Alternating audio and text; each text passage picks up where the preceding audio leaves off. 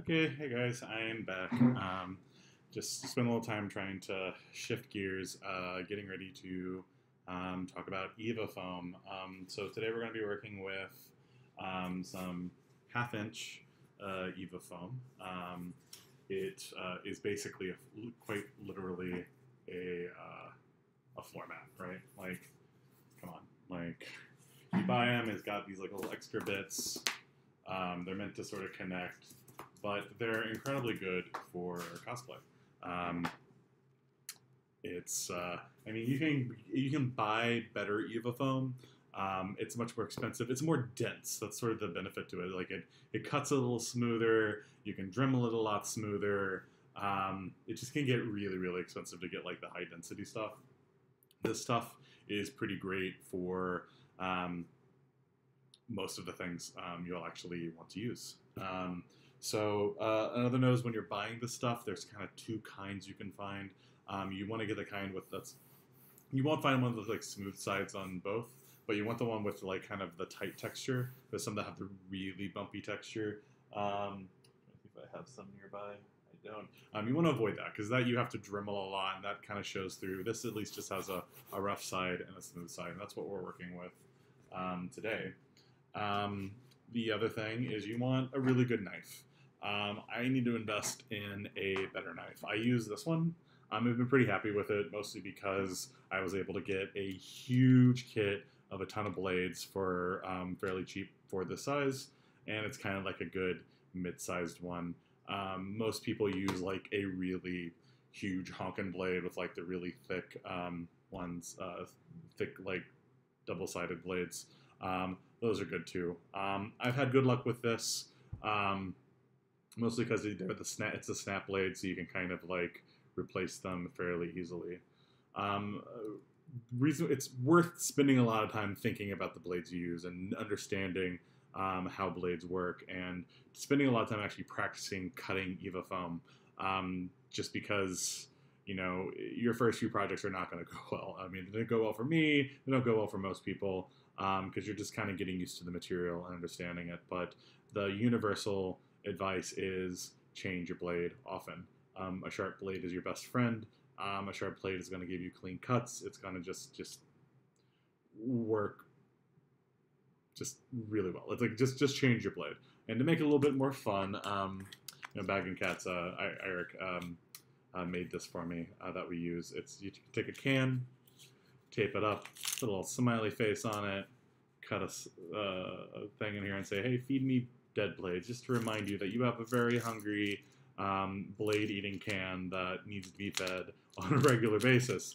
And so I'm going to show you how to do that right now. This is how to do it with this style of blade.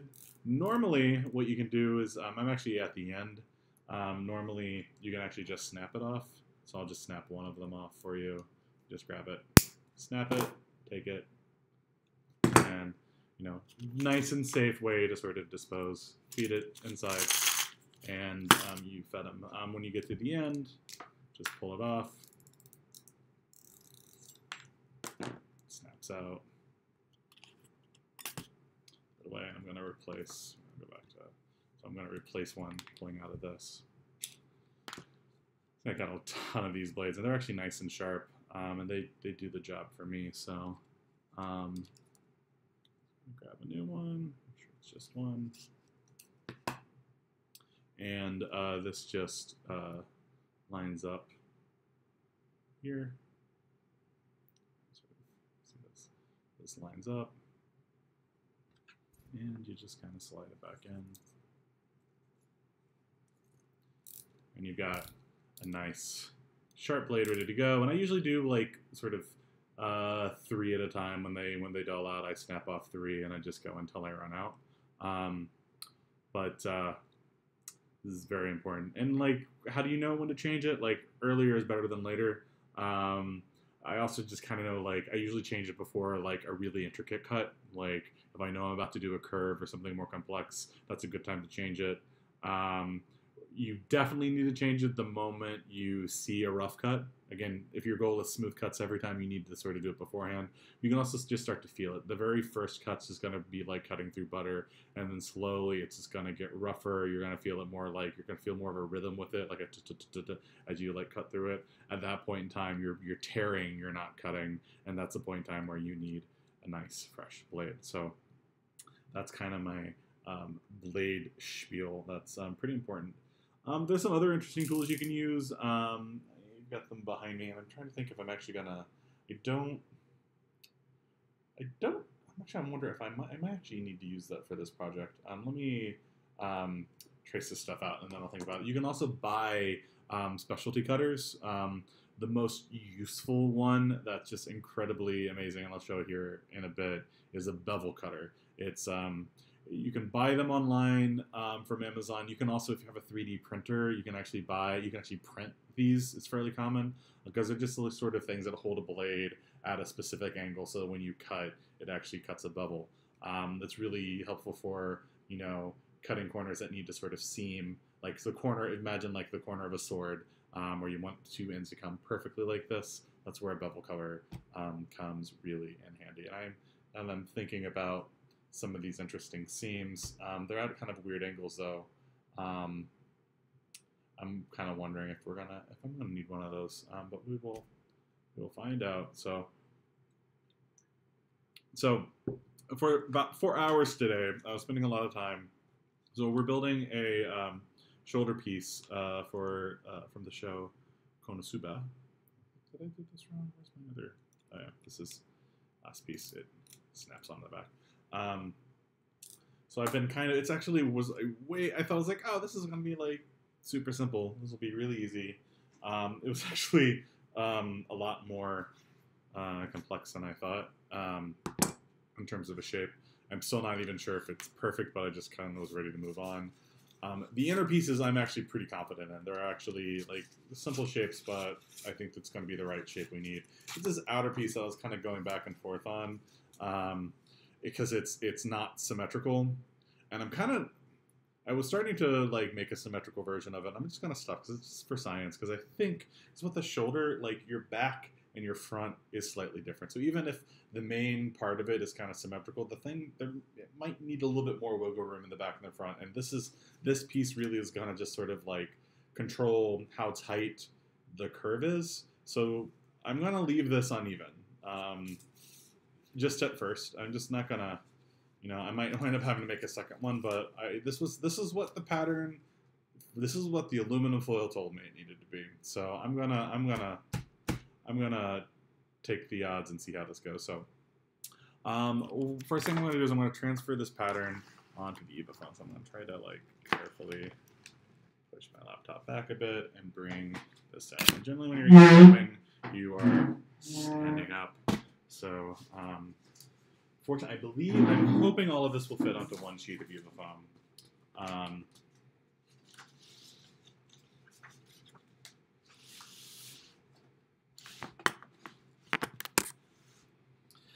And there's a lot of things you can use to mark it. I like using, also I always try, it's easier if you're working with the gray EVA foam. If you have the option, work with gray EVA foam. And the reason being is that it's easier to see what you're marking on, and whether you're going lighter or darker, it's kind of, you know, it's a good halfway point. But, you know, your mileage may vary. Also, as you're placing your patterns, be on the lookout. You'll see like little nicks and stuff that sometimes come into it. The little dots are not so bad. Those are easy enough to fill when you're fixing it. If you see a gash like this, that's the one that you're going to try to avoid. But of course, if possible, you know, just place your pattern in place that's going to, you know, make your life easier in the long term. Just kind of see. And the other sort of fun game to kind of play is, how can I make the most out of the EVA foam that I have? Because, you know, Amazon loves delivering me more EVA foam, but I don't love having to order more EVA foam. It adds up. So this is good. This is actually, so I can make this entire shoulder without a full piece. And in theory, it probably should be, another good tactic to have is to always have a EvaFoam scrap pile. And it can save you a lot because like sometimes, well, maybe this piece, maybe you'll have a scrap that will work with it. I'm pretty sure I do, but since I'm doing kind of a tutorial with this, I'm going to use like the full sheet. Just, you know, make it easier. I'm going to turn it around here. Focus. Focus. Why not a focus? Okay, there we go. So I'm just going to kind of lay it out. Don't T-pin them down because you don't want to be, you're not going to want to be poking into the EvaFoam, because the thing is with EvaFoam, you're going to see this. You wind up doing a lot of heat forming. You wind up heating it up. And any sort of abrasion or nick or anything like that, when you heat it up, it actually does expand. And you can use that to your benefit because you can actually score it or do something, and when you heat it up, it actually opens up, and so you can actually put a lot of fine detailing in with that. So by actually poking through with like a T-pen, you're actually going to be creating a space that's, when you heat it up, is actually going to open. So that's why we're trying to avoid some of these blemishes and the whatnot. And so I'm going to use a pencil for this. You can use a Sharpie. I mean, Sharpies will sometimes show through depending on the finish that you're using, because like, you know, it's black. Pens I found sometimes are a little too sharp, and sometimes will actually will poke through or might you know, actually you know, press into it. I found pencil is like a really good sort of middle ground. So I'm just gonna trace in the pattern.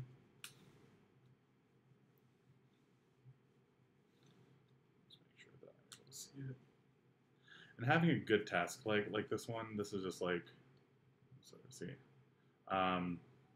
is really helpful, especially at the time when like it gets dark so soon.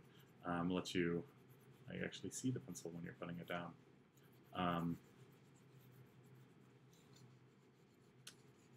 Something I'm actually kind of kicking myself. I talked a lot about doing this in the stream, and I never did. I should have actually, when doing the patterns, I should have had points where each of these pieces connect. I'm gonna be regretting that a lot when I start to glue this, but you know, I've suffered through worse. So these are kind of incomplete patterns despite the 4 hours I spent on them. All right, so we got one traced.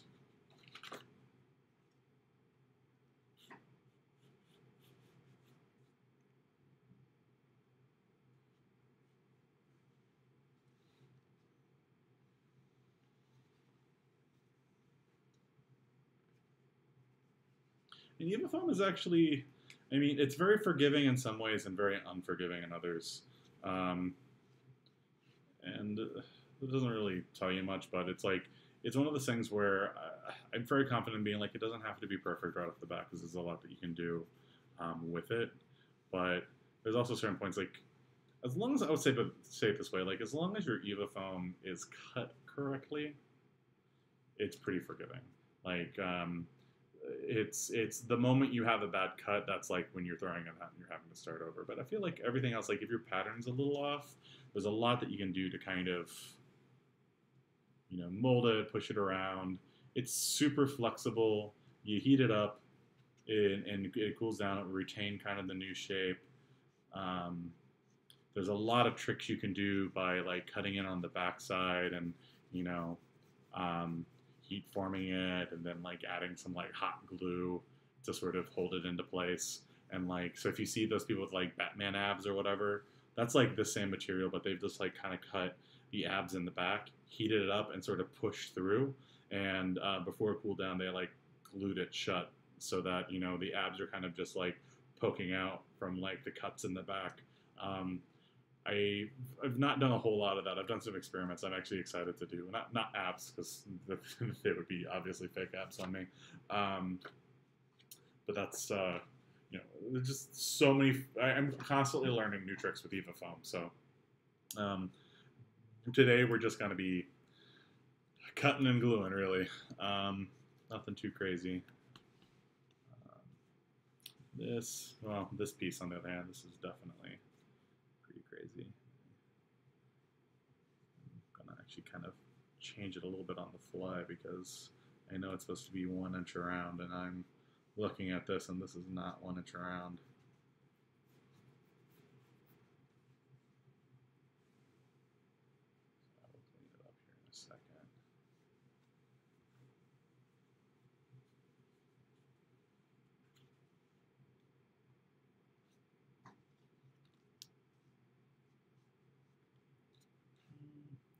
T-pins are usually nice.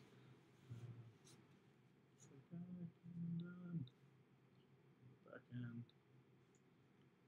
I was like, I know this whole thing is so precise, I'm not so worried about it.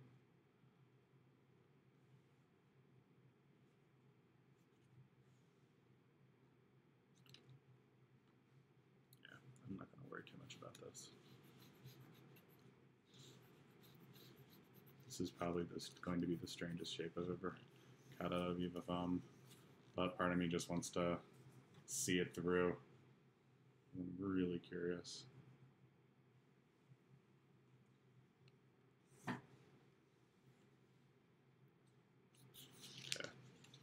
I'm actually going to go through on this one piece because, like I said, it should be about like an even 1 inch around, and I'm seeing so many spots where it's not.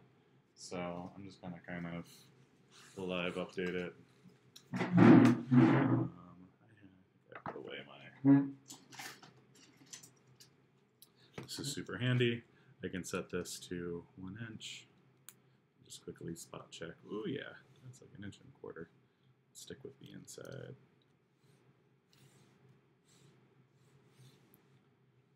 Because like when I say how forgiving this is, it's like one of those like as long as like the cut's right, meaning like as long as it's 1 inch wide. Oh wait, no, it's originally 1 inch wide. I scaled it. It should be 1.2 inches wide. I gotta cut that. So yeah, this is actually right.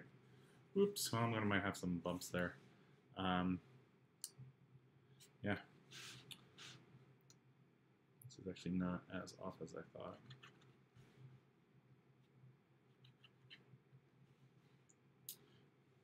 It's here where it was super duper off. It's probably more here. There we go.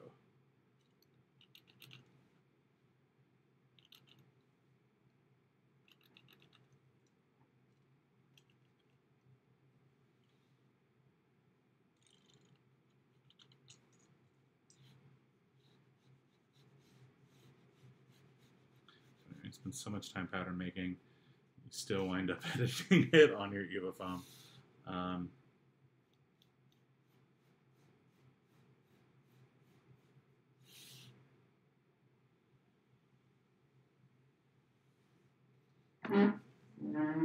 I always kind of feel like there's always like a little bit of a editing that always kind of happens as you cut too, just because, you know, you may draw it on not so even, but when you're cutting, that's the one time you get that perfect, smooth, true edge. It's just something that I've kind of learned over time.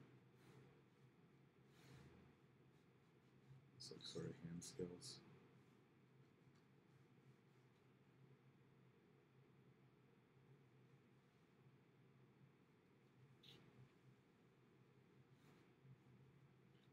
Make sure that both edges here are right, because this is where they're going to be sealed together.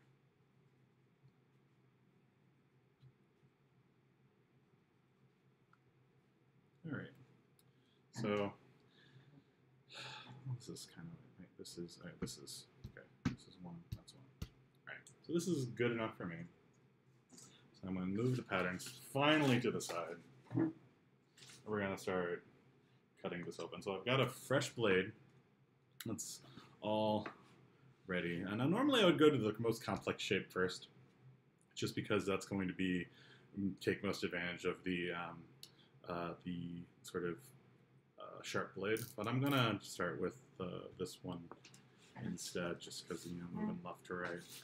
So when you want to cut EVA foam, you want to ground yourself kind of because you want to keep a very steady hand. You don't want to be kind of moving around too much.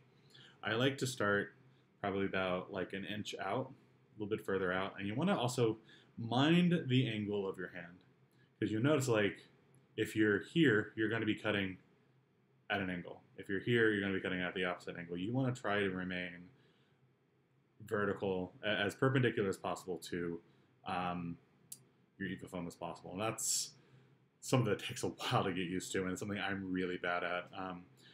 Because sometimes you also you may want to cut an angle. If you know actually how it's going to feed together, you might want to cut it at that angle just to kind of make sure that because you're going to be gluing it at that angle. and that's where like bevel cuts come in. But for the most part, you're going to be trying to cut like a very controlled, just like 90-degree edge. So I'm just going to start by just being very mindful of that 90-degree angle, about an inch out, and then I'm just going to like press in. And if your blade's sharp, it's just going to go right through. Then you're going to keep that. I'm trying to balance, letting you guys see and actually be able to have room for my head. And then you're just going to, and I always try to like kind of press down, be mindful of like the tip of the blade and make sure that the tip of the blade is actually cutting through, dragging along your mat. And the reason why I say that is that generally I find when it doesn't cut through, it's because you've been pulling, but it hasn't been cutting that top layer or the bottom layer. So you want to make, so I always try to be mindful that the tip is touching the mat. And by mindful, I mean like I'm just trying to make sure I am thinking of cutting with the bottom of it as opposed to through all of it. And so you just pull and keep your hand at like sort of the same angle. You know, sometimes you're not going to be perfect, but you know what? It's all good. You come through, cut it.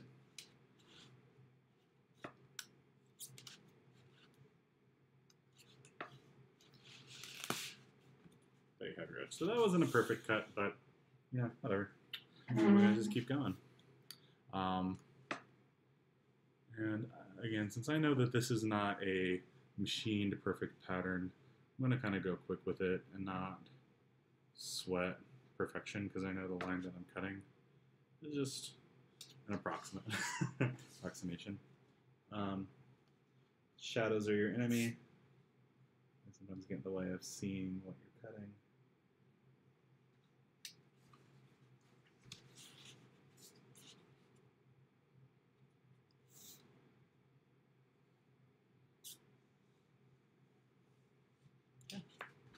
So sometimes it might stick a little bit, but if your blade's sharp, it won't be too bad. So you now have your first piece cut out. Could this have been a smoother curve? Maybe.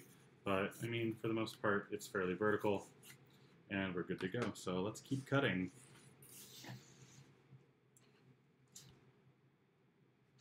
Because of the shadow, I'm going to try to start on the outside first.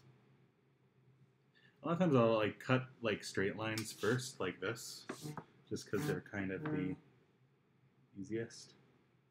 Kind of get out of the way, and then I'll cut through the curves.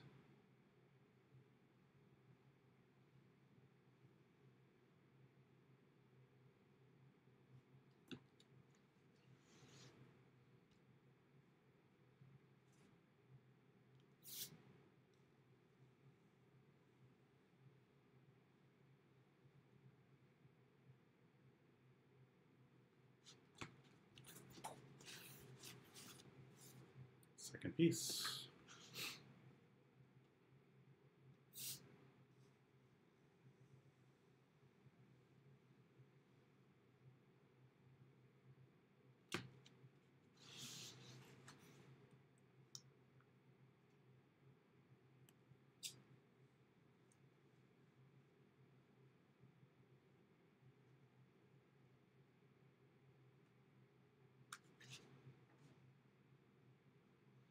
Sometimes these like really deep curves are where it's really hard to stay perpendicular.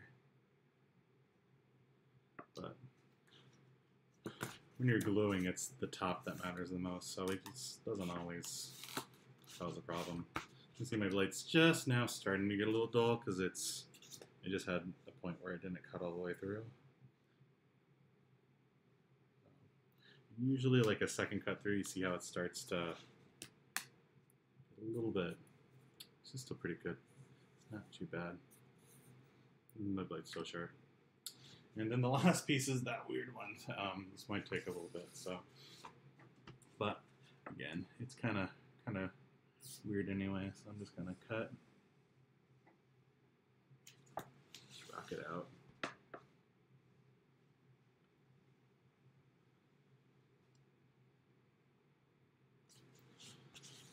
Like big pieces like this, you can sometimes just kind of rotate it with you.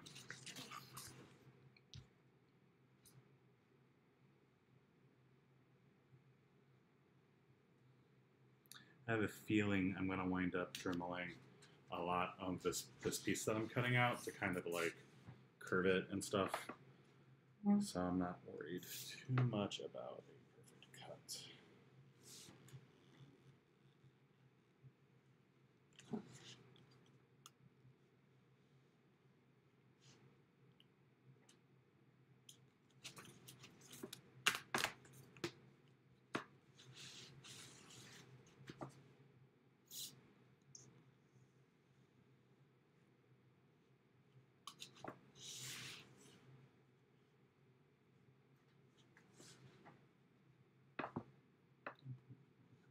It's kind of not showing through. I need to redraw that.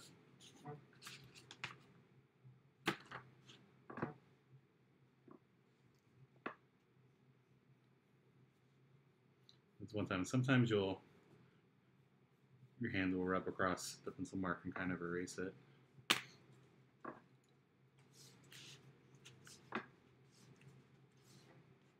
actually going to. I'm going to swap. Blade's getting a little dull, so I'm going to just kind of come in here. Yeah, always do away from yourself, because as what just happened, one piece went flying, and I'm going to have to go find that later. Hopefully not with my foot. Probably with my foot.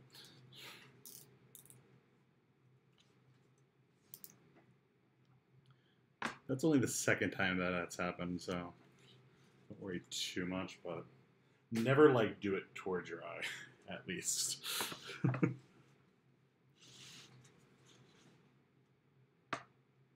See, you see, like, now that I've done that, it just cuts so smoothly.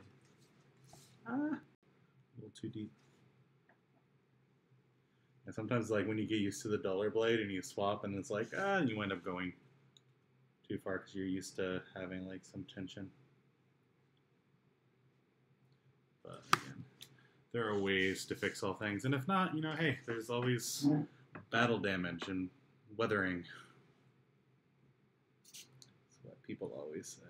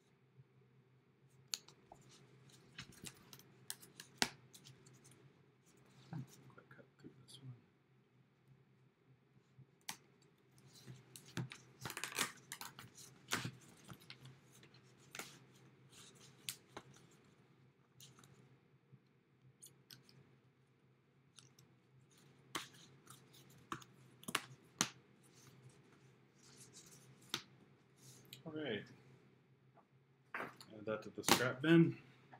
And here we are. We have our 4 scaled patterned pieces ready to go. Now we just have to remember which one goes where.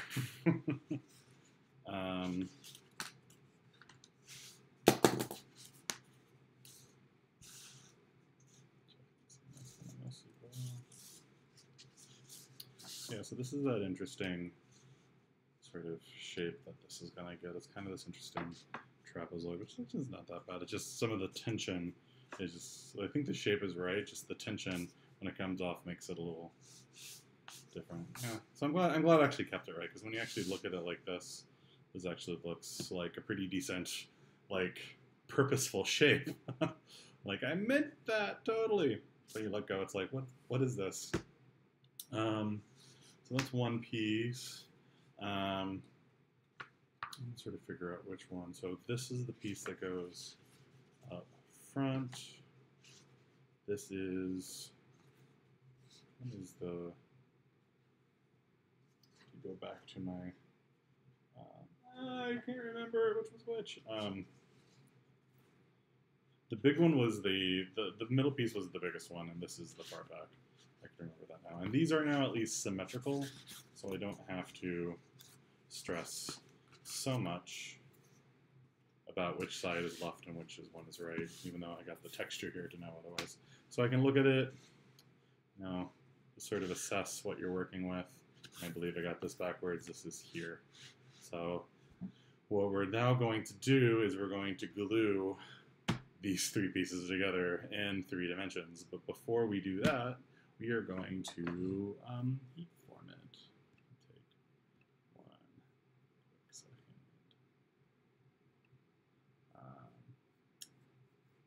So heat forming. So the next, we'll just talk about heat forming first. This is pretty straightforward. If you're going to work with EvaFoam, you're going to want a heat gun. Blow dryers, hair dryers do not work. Hair dryers are great for drying things. This is the best way I can sort of describe it. Use a hair dryer to dry things. It's called a hair dryer. So if you want paint to dry, you dry it with a dryer. Heat guns are for heating. So if you want to heat form something, you want to heat it up so that it can move. You can do this with PVC pipe. You can do this with acrylic sheets. You want to use a heat gun. And so this is my heat gun. They're not expensive. You can get a cheap one. They'll last you for years. Or this is like the second one. I've had one break on me already. It's just something that creates heat. The cool thing I actually like about this one is it actually has a way that you can set it down facing up. So you can sometimes heat hands-free. It also gives you a price. So this gets very hot. I have almost burnt my apartment down once by tossing it on my bed. And now I need to buy a new duvet cover for it. So being able to sort of like let it cool down in this state is pretty nice. So with EvaFoam, before I do this, I'm gonna just show you guys a couple examples of how heat forming works with some scrap.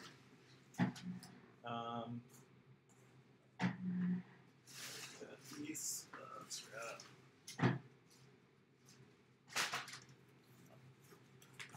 Rip off a piece. So this is the kind of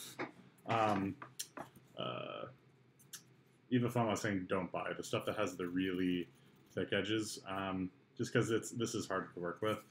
This is also an example I was playing around with kind of like how you can sort of create scores in the back to kind of create bumps or sort of like more organic shapes. So I was already kind of playing around with the sheet, but I'm just going to show you what happens when you heat form something. I'm just going to score this. And by scoring, it means I'm just kind of cutting into it, but not all the way through, just very lightly. The moment I start applying heat, once this heats up, that's always good. Whenever you're heating something up, never let it stand still because you can burn things. When it reaches a certain temperature, it's going to suddenly, this line is just going to suddenly appear. Right? Set this straight up. So now you see, like, if you had like a little gash in it, once you heat it, these like subtle lines that, again, when I cut it in, just look like this. So I'll show you kind of a before and after. Like, this is a before, this is after. So you can actually do a lot of detailing by just sort of cutting into it. And this works especially well with like dry brushing. You do this, you heat it up, and then you have just something that you can just kind of dry brush over, and then you'll get like just little highlights and detail in it. There's similarly, if you want to create sort of a hard edge, so you can heat form to curve things. And in general, also just applying heat, you can probably not see it on the screen, but when you do it, you'll start seeing like the color of the EvaFoam change. Because what that is that EvaFoam is fairly like porous, like it has like little holes and stuff. When you heat foam it, it kind of seals it and actually like sort of gives it kind of like an outer shell. But once it gets hot, it becomes fairly flexible. And if it cools in that space, it will retain that shape. So it's nice and hot right now, and I'm just gonna maybe curve it like this, and wait a few seconds. I can even like really like be careful with it because you can also kind of heat yourself. If you're doing stuff where you really need to hold it close to where you're doing it, you want to use like gloves. So this cools down. You'll see that now this is now kind of holds that curve, right? Whereas if I did it without it, it goes back. When I do it with heat, it holds it. So you can use that really to your advantage. But if, let's say you wanted a really hard edge, you can also, there's some more tricks you can do. If you go onto the backside and you just cut like try to aim for like halfway through. Be careful because it's very easy to kind of go all the way through. I actually got kind of close with that. You can then also heat it up. Both sides.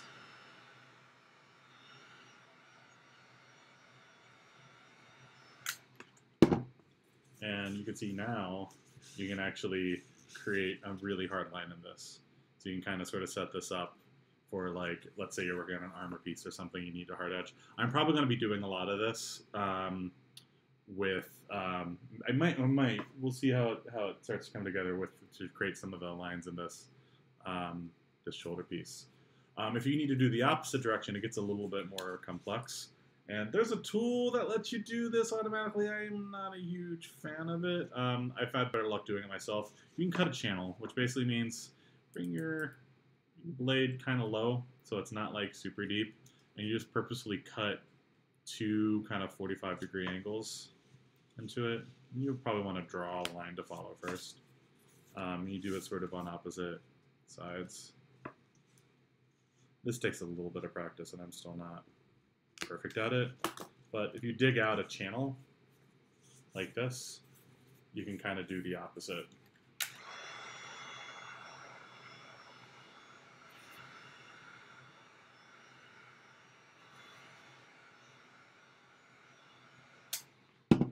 Where you can create kind of a hard edge on this side. If you've seen my like Endeavor pauldrons, that hard edge along the side that sort of defines it, was done by this sort of method, and that kind of lets you not curve it but give you kind of like a 45 the other way. There's some other cool tricks that you can do where you can actually, if you're doing like more detailing, you can also like cut out an entire piece. Like I'm just kind of freehand cutting out a square.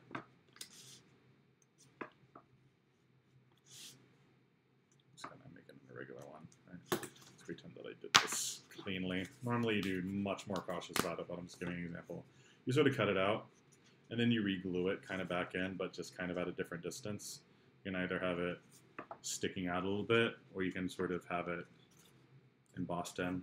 And that's how you wind up sort of really transforming Evaphone into something a much more complex shape, is just by, altering how you can bend it with these cuts, by sort of creating detailed elements that are kind of pushed in, pulled out. You can also get like 1/4-inch Evafoam and just create like overlay stuff that you sort of attach onto it. So that's really where a lot of the fun art and craft begins, after you've actually gotten that base pattern done. So you're sort of seeing like all these sort of things that were done here. Even to the point where you can take Evafoam in a bowl, heat it up, and press it into the bowl, and you'll wind up getting, you have a pre-made shape I was doing earlier. Like, you can actually curve. This was a Evafoam that was just pressed into a bowl. So you can get like simple like curved shapes just by heating it up and pressing it into things. So that's kind of my quick and dirty what you can do to Evafoam spiel. So on that note, I always kind of to start by just kind of heating up my foam and kind of getting it kind of roughly in the shape that I know it's going to get glued into. I'm going to kind of do that first.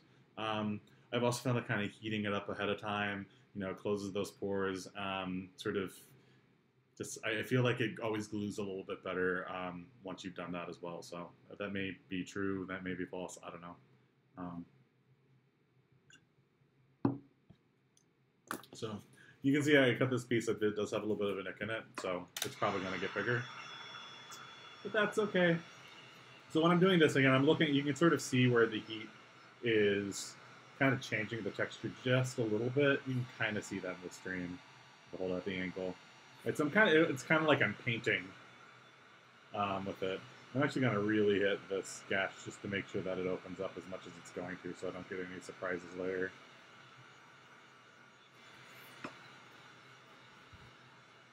So I always try to at least get the surface on the outside surface, and I try to get all the edges. I'm also going to try to make sure I'm not pointing this at my laptop because I don't want to heat form my laptop.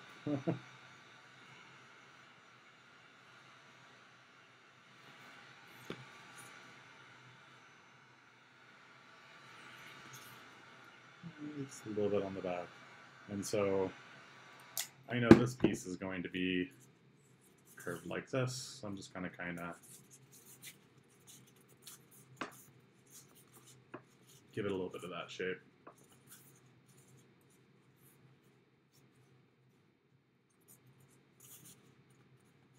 This is going to make it a little bit easier for when you glue, and it's also to help you remember where it goes. You do that with the next piece, which is going to be the opposite.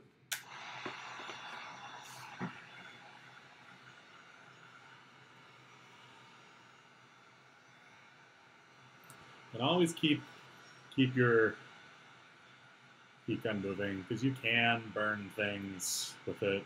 And if you set your EVA foam on fire, which I've never done, and I feel like every horrible thing that could happen, I've managed to do on my own.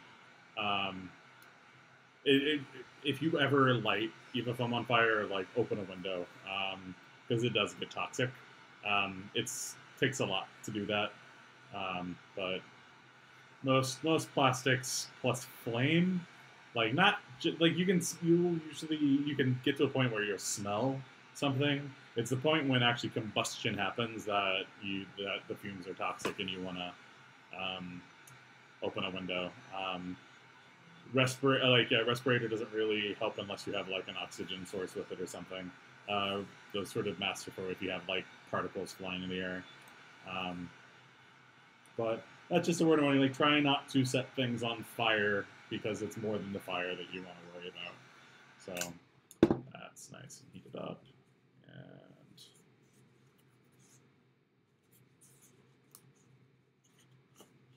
it's a nice curve into it. Put them a little bit together.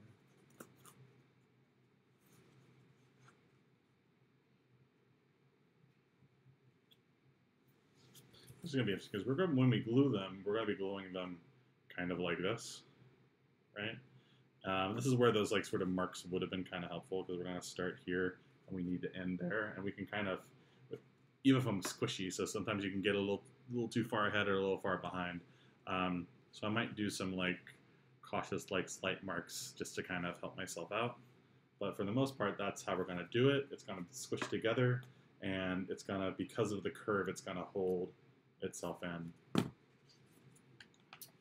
more piece.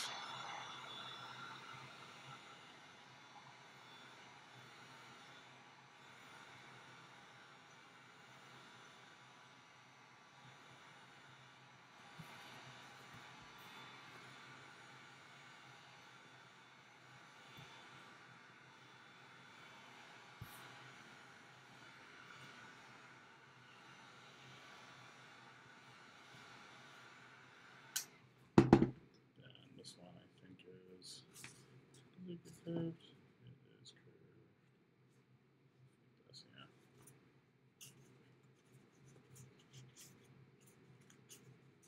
And this is what really makes EVA foam awesome. Is that, like, it's the whole like curviness of it, and it's spongy, and it gets fun too when you start treating it because it will just soak up so much stuff, and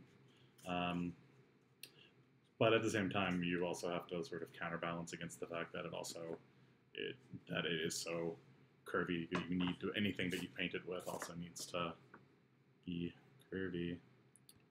So, sure nobody's asking me anything.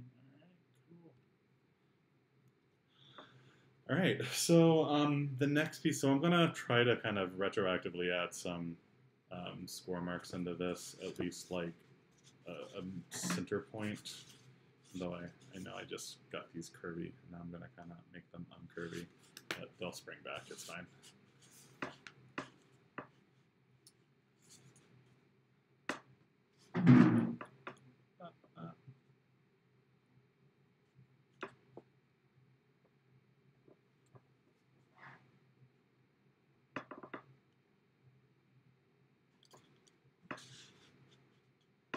Just kind of using my mat to kind of gauge the center. And this is where it probably should be praying that it's super exact, but again, I've not ever glued something together and it's been like, oh my god, it's perfect. Well, there's a couple things where I thought it was perfect, and then later on I found out, like, actually, no, it could have been better. So, this is down. Grab a ruler and a beast mark.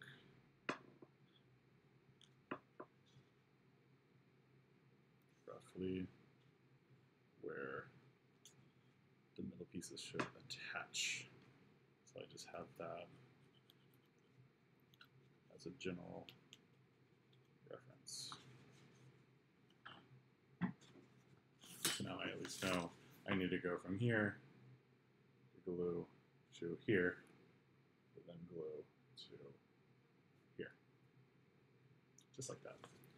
I'm going to do another quick test to sort of see if this is going to work out. Here. Gluing to here. So, tight. Gluing to here. Just.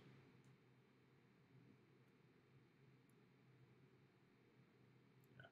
You can see, like, it could be here, but it needs to be here. So that's kind of why that mark comes into play. Like, naturally it might be here, because sometimes you have a tension. You're actually trying to stretch it to a point, because that's what's creating those curves. Ideally, I would have done it with the pattern. I would have had a whole series of these so I can check along my way. But this should be enough. So then, lastly, the magical thing we're going to do, and I've talked about this on a stream before, is our contact cement. Some people hate contact cement. You can't really do this without contact cement. I don't know how people do this without contact cement. But it's going to be a little tricky because contact cement is something you want to be very patient with. You want to give it drying time, because it's the dry time that really makes it worthwhile. You can get contact cement in... a lot of people use something called barge. I use weldwood because you can usually buy it at a Home Depot or a Lowe's. You can buy in these small bottles. I have so many of these. These wind up being just kind of places for me to have brushes that don't dry out. You can use like popsicle sticks to apply this. You can buy individual brushes, but unless they're in a bottle, they do kind of dry out. I'm gonna try using this dried out brush to see how well it does. But basically with contact cement, it's not, it's good to think of it as a cement. It is what it's, so it's a cement that adheres through contact. It's not like a glue. It's not like you sort of glue it, you hold it together, and you wait for it to dry, and then it's sealed. The reason why contact cement is so good and amazing is that you basically put a really thin layer on it, and you let it dry. And then you maybe put another thin layer on it, and you let it dry. And you put that thin layer on two separate surfaces. Now, when contact cement dries, you can touch it, and it won't feel sticky at all. It'll feel maybe a little rough. But when you apply the two together, it forms an instant bond. Like and if it's fully dried, it forms a very powerful, strong bond to the point where like you're not going to be able to remove it. That's what makes it so great on this, but also makes it a little unnerving because if you're not super careful, you might accidentally unglue it, and then you're having to cut new foam out.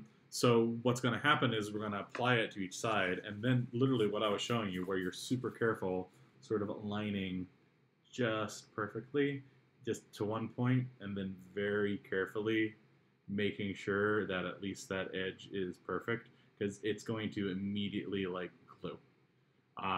So that's why contact cement is great. This is like a preview of what's going to happen. I'm going to start applying it because we're going to need plenty of dry time. What I often do is I will, because if you do too soon, if you don't let it dry enough, you'll apply it and it won't be instantly bonded, and you'll get kind of like some spider hairs. And I can give like an example of this. Like I went a little too fast with this, and like sometimes like if you're really like stretching it, like this is going to happen regardless. But you can sort of see we get a little bit of these like little spider webs. That's where it's starting to kind of stretch apart. If it's really dried, you can usually get something that's much more solidly sealed. And this was like a really like this pattern was like really stretched out. I'm like was really stretching it to get it in there, so it doesn't really surprise me that I got this. And this was like also just a quick prototype, so I didn't really care. My actual version, which I'll just grab real quick, show you what good glue looks like. So this is the actual finished version.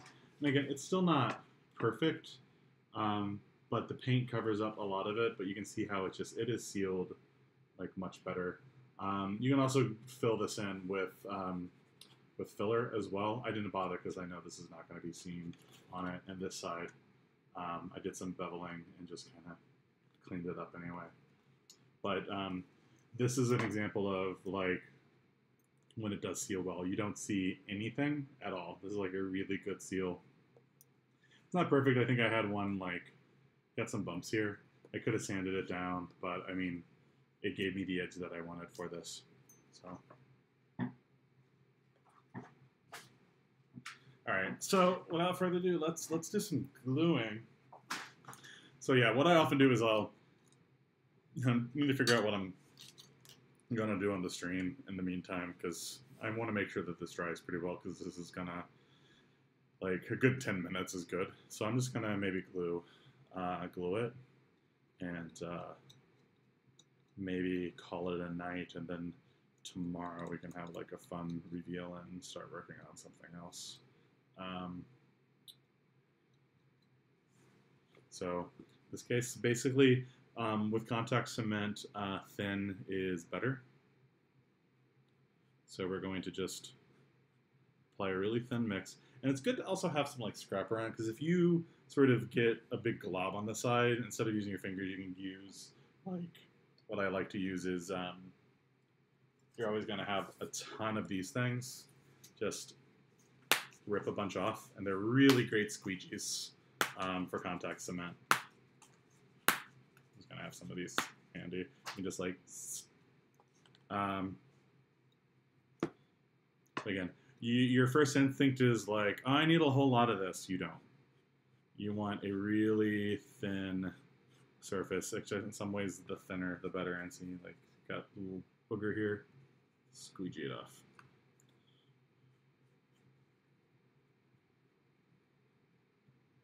It's thin and dry, not thick and wet. Thin and dry gives a really beautiful seal. So if you get a really clean cut like this and 2 thin, dry layers of contact cement, that's like the magic combination. And it both require a lot of patience. Both require changing the blade. The cut requires changing the blade a lot, making sure that you're cutting it straight. You know, all of that. And then the drying is not overdoing it, giving it time to dry. And I mean, that's just what's gonna screw you up. And that's what I keep having to remind myself is, you know, this is the important part. You want a good, clean, glued seal.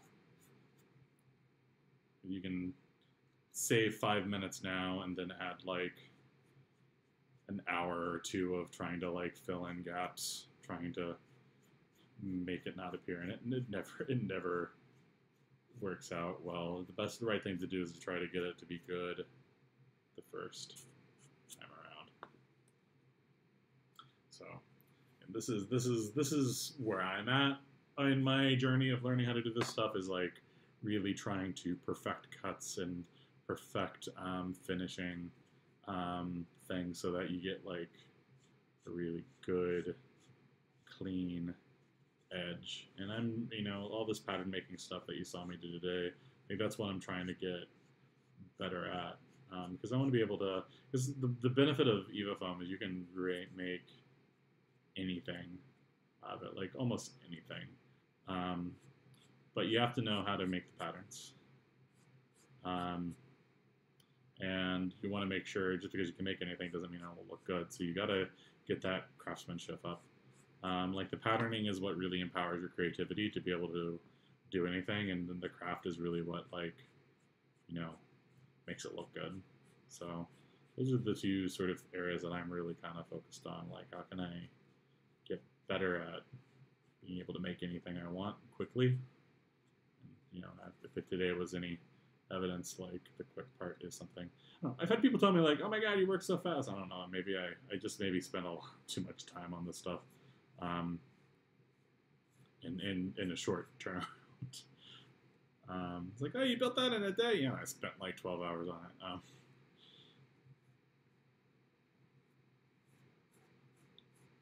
But yeah, I've seen some people do some really incredible things in foam.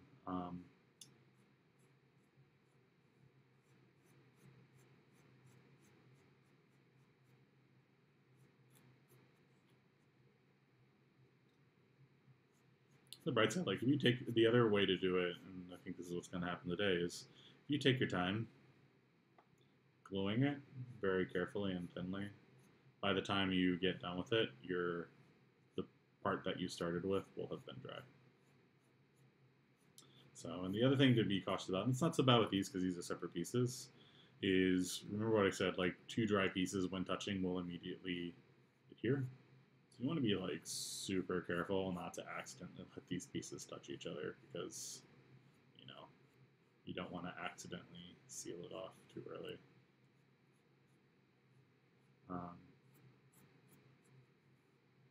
There's sometimes, I've seen people create like entire like contraptions for holding pieces like apart from each other and having a very like easy way to kind of just remove something just to sort of then let the seal happen, because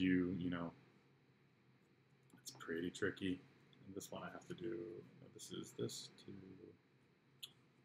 this side, this is the last piece, this is both sides of this one. Alright, I did this in the wrong order. It's only 8 o'clock, it's not so bad. Probably should have ordered dinner at some point in time. I did eat a late lunch. Like, the whole time off work is really throwing off my schedule. I'm thinking about maybe playing some Fallout 76 tonight. It's taking me forever to like get it set up and downloaded. I played some of the beta. It was fun. I've heard a lot of mixed reviews about it.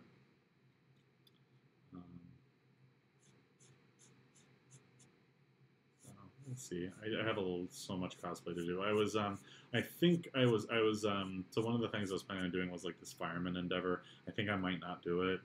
I was pricing out some of like the bib overall type stuff I would need, and like work uniform stuff gets expensive, and I'm not sure I want to spend like $200 on a joke sort of a alternate universe thing. So I'm actually thinking I might do is I might spend some time updating or improving my current Endeavor outfit. I'll still do my business Endeavor because that's going to be easy. I already have a suit. Probably feel like I should be wearing a black suit, but I think a charcoal suit will be fine. That's a nice suit, so.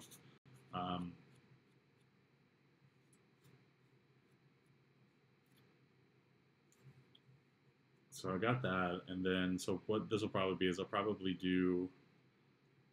I'm not sure which day, but this Konosuba outfit on either Friday or Saturday, Endeavor on either Friday or Saturday. It'll probably depend on when any My Hero meetups might be happening.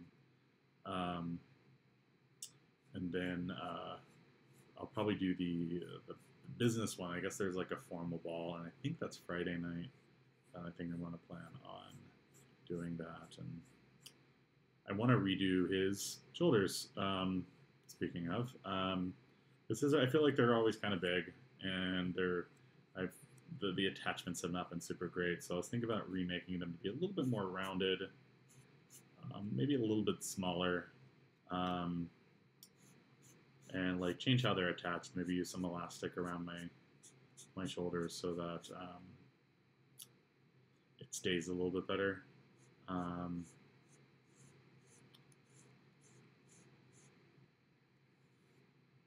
It's a little annoying because I mean I spent so much time on those, and they're but I feel like I've gotten a lot better at this stuff, so I feel like that was a good time. I really the other thing I should do, but I really don't want to do is his gauntlets. There's a new color panel that was released, and they're pretty much rose gold, and I wrapped them in silver aluminum vinyl, which took me forever. So I can't just repaint them. I either have to rip off all that expensive, really nice looking vinyl and either replace it with hopefully rose gold vinyl or something else. And I'm not sure I want to do that. So I might just kind of say screw it. I'm gonna just keep his color silver. Right, so I got one coat on. I'm gonna give it 1 second before I start the next one.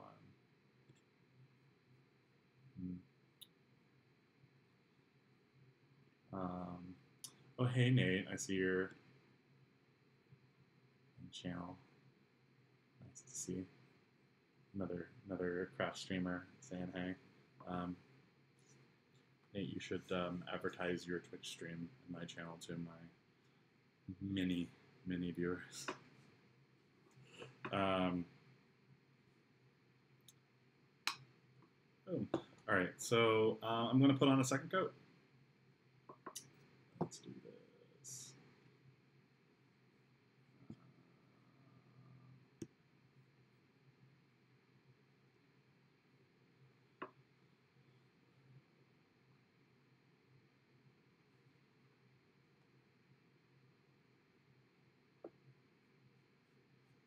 Again, the trick is thin, and it's like contact cement doesn't work like how you think it does. It's so weird, and it's till you get it to work right. I know there's like this one girl on the cosplay channel I'm at that's just like, I had a bad experience with it. Don't say contact cement. I'm not using it. Tell me something else. I'm like, no, this is it. Like, you know.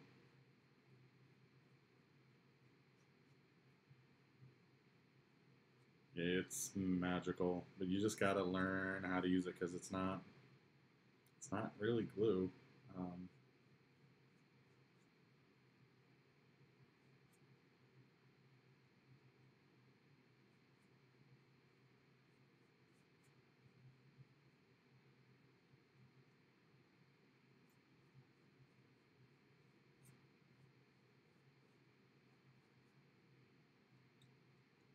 Yeah, so my friend Nate is a very talented both graphic designer and illustrator. He has a really cool Twitch stream where he draws, and is some of my motivation for feeling like, I could do something like that too, even though I'm not nearly as good of an illustrator as him, which is why I'm not doing illustration on this.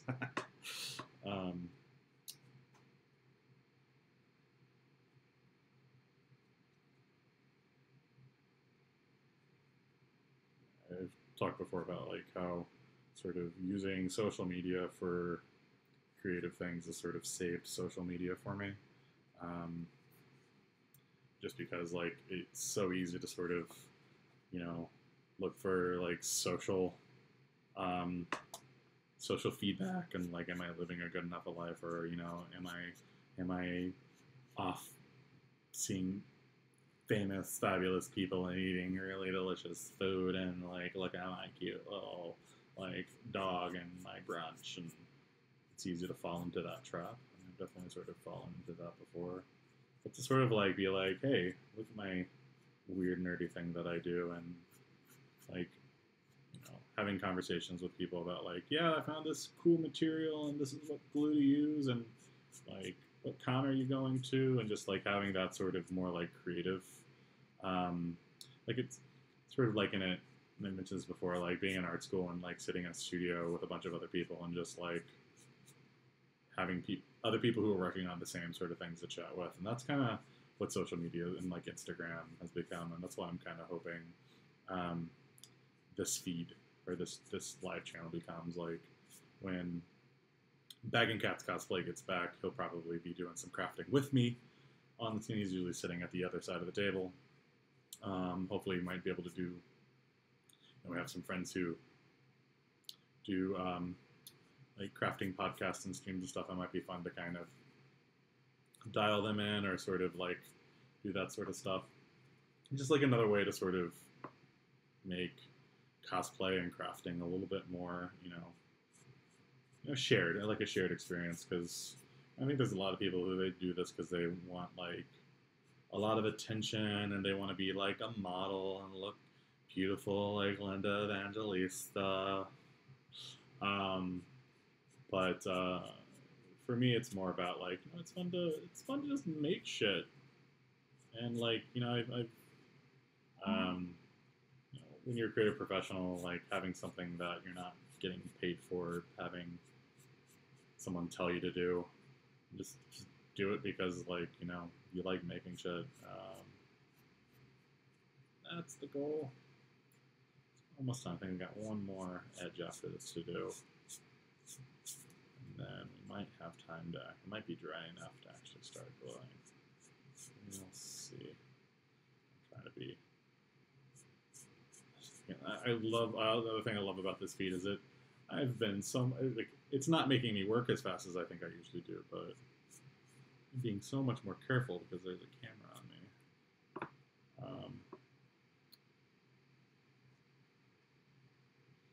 So really, really am hoping that I have these facing the right way. If I glue, there's a 50-50, I'm 100% 50-50. I'm going to glue these incorrectly. We'll find out.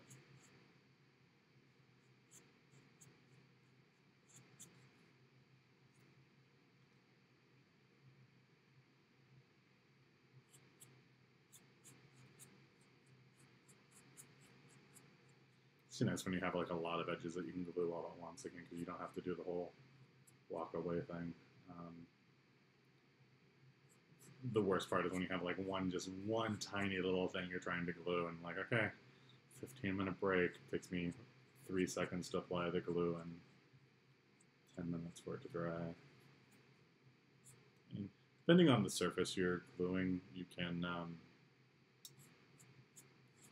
you don't really always. It's like if you have a tight curve, that's really, you need to wait a lot of time. Or if you're really stretching the thing so that there's going to be a lot of like surface tension, like pulling against it, and you need that very solid, immediate contact. That's where you need it. If you're doing like just two basic things that aren't going to move, that are going to just stay in place, you can usually do that when it's just mostly dry. So I'm going to close this. I actually kind of didn't mind the, so this is the one that was dried solid. It was a brush that I thought I was going to be able to use. I actually felt it was a little bit easier because it was like stiffer and I could sort of scratch it on. So I'm just going to kind of wipe off the excess on this scrap while I give this stuff just a little bit more time.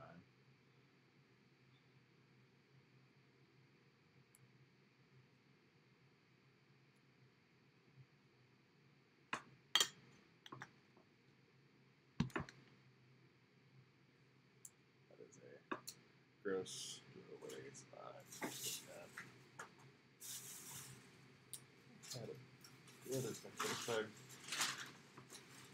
It's always good to have a garbage bag nearby, and I never use it. I have like a garbage pile right beside it. I'll let this keep going. Just gotta check my was gonna check my phone. I don't know what the phone is. There it is.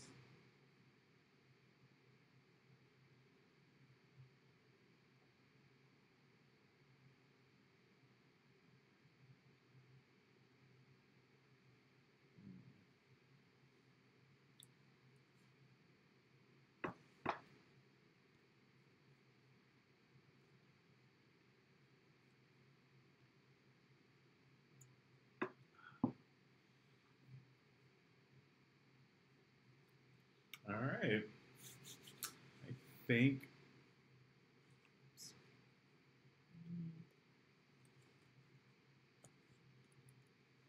a little bit more time.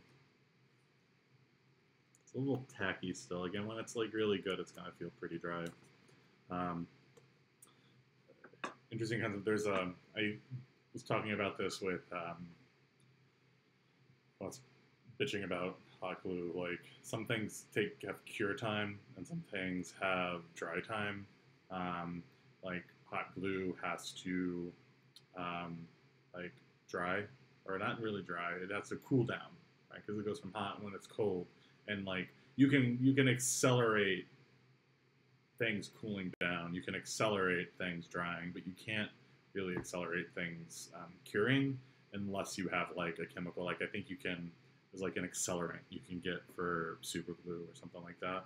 So that's why it could be like I'm trying to dry it, but it's like you really got to give it its time for like chemical magical things to happen.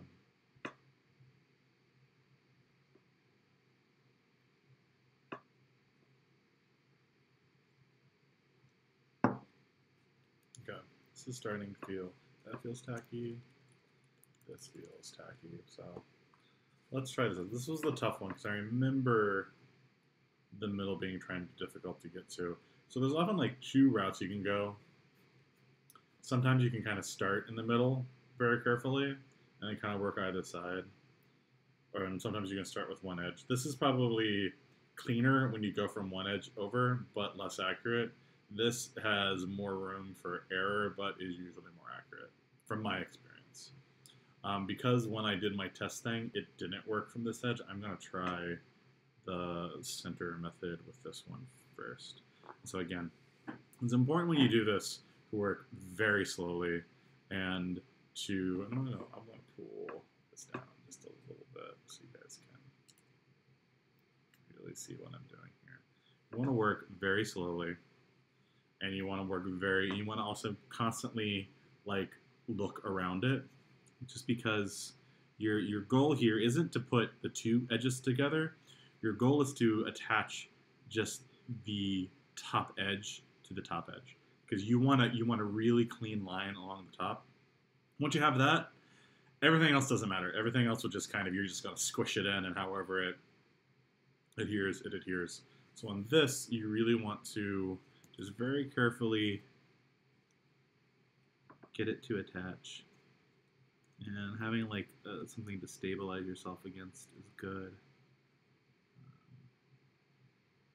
I'm gonna stop talking when I do this, just because I want to really focus.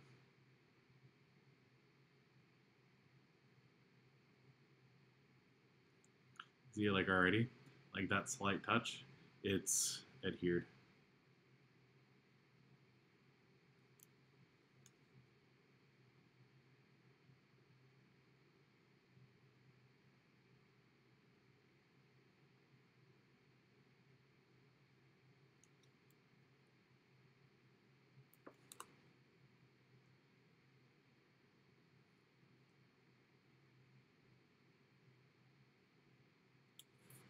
I want to pull it down a little bit because I want this to end edge to edge. There we go. Ooh, that came close. Let me do this. It's okay to kind of curve it a little bit just to keep things apart. Sometimes, like before, if it just lightly contacts you can sort of usually pull it away just in time. It's kind of the other reason to kind of do the top edge first, because it gives you a little bit more leeway.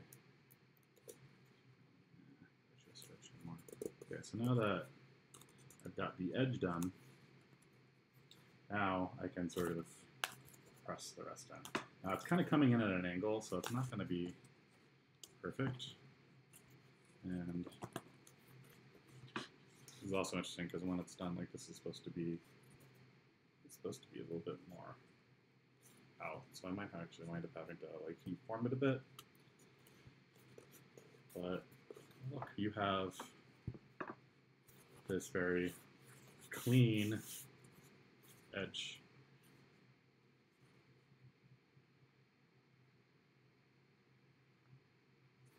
And then we're gonna do the same thing here. This is a piece I'm like, did I do this right? Is this like the right? I'm pretty sure it's gonna be fine. So the same thing here. Gonna start with the centerpiece.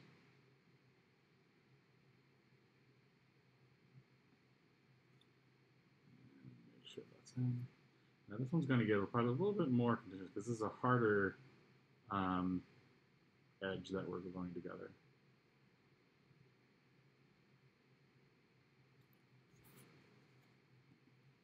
And so here sometimes it might even help that just a little bit of heat because I'm going to be needing this to curve. The heat's just going to make this a little bit more flexible. Try not to actually heat the cement though. Not that I have any evidence to show. I'm not been told that, but I feel like it does like loosen, make it not stick as well.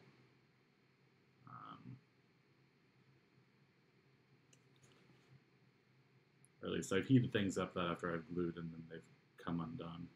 So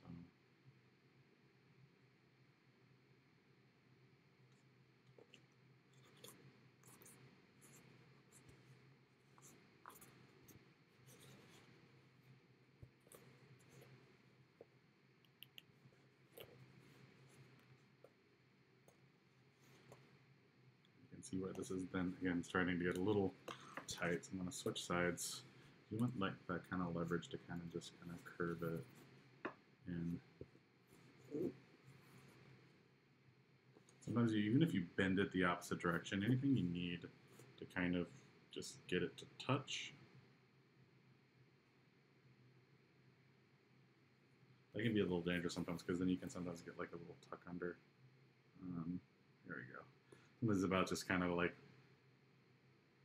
maneuvering yourself until you get the right leverage just to start applying that pressure to where things just like slowly and evenly start to connect. In your first time, this is kind of after you've done it a while and you realize like, oh, I need to do this, then you start really taking this like precious time with it. A lot of times if you're not working with complex curves, you're just sticking it together and it's super fast. But really like the magic happens when you're really adhering these like curvy objects together.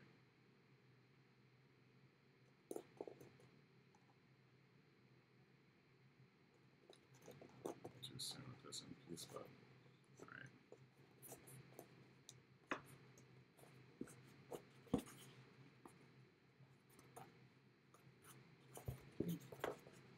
So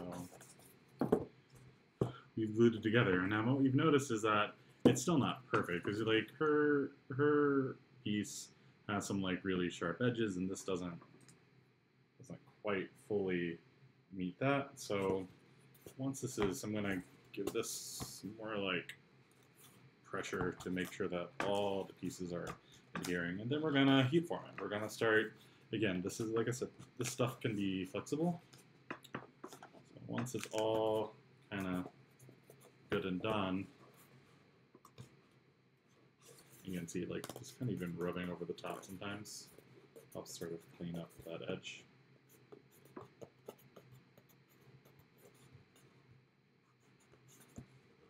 But once it's done, I'll give it just a few more moments. I'm going to add some heat to it, and then I'm going to sort of start shaping. I'm going to start shaping it into that shape that I think it should be at. And I'm also just kind of curious because I did scale this up.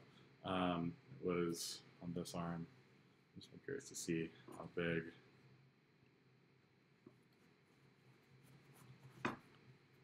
be interesting once I think scale, because again it's supposed to be hopefully it will look how I want it to. I'm also missing that, haven't glued that outside piece yet. And that's also an interesting thing. While this is curing, I want to see how some of this this is supposed to be the backside. This is going to be really interesting to attach to all this too. Sort of kind of create the super final shape. Okay. Completely forgot about. That's also really important. Okay, so I'm going to heat this up. I'm going to start to try to put this more into the shape that I think it should be. This is like the same thing that I did before. The first thing I did was I started curving these pieces because I knew they're going to be curved. Now I'm going to start to try to shape these pieces into the form that I want before I glue the outline.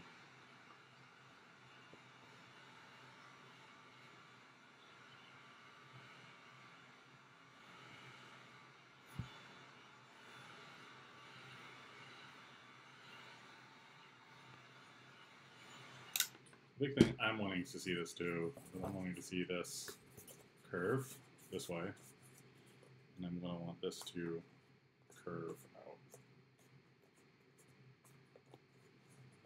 So I'm just going to kind of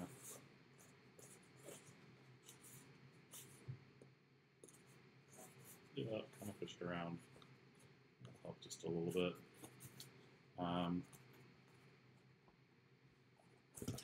Kind of sad that this piece, I guess it comes in at an angle.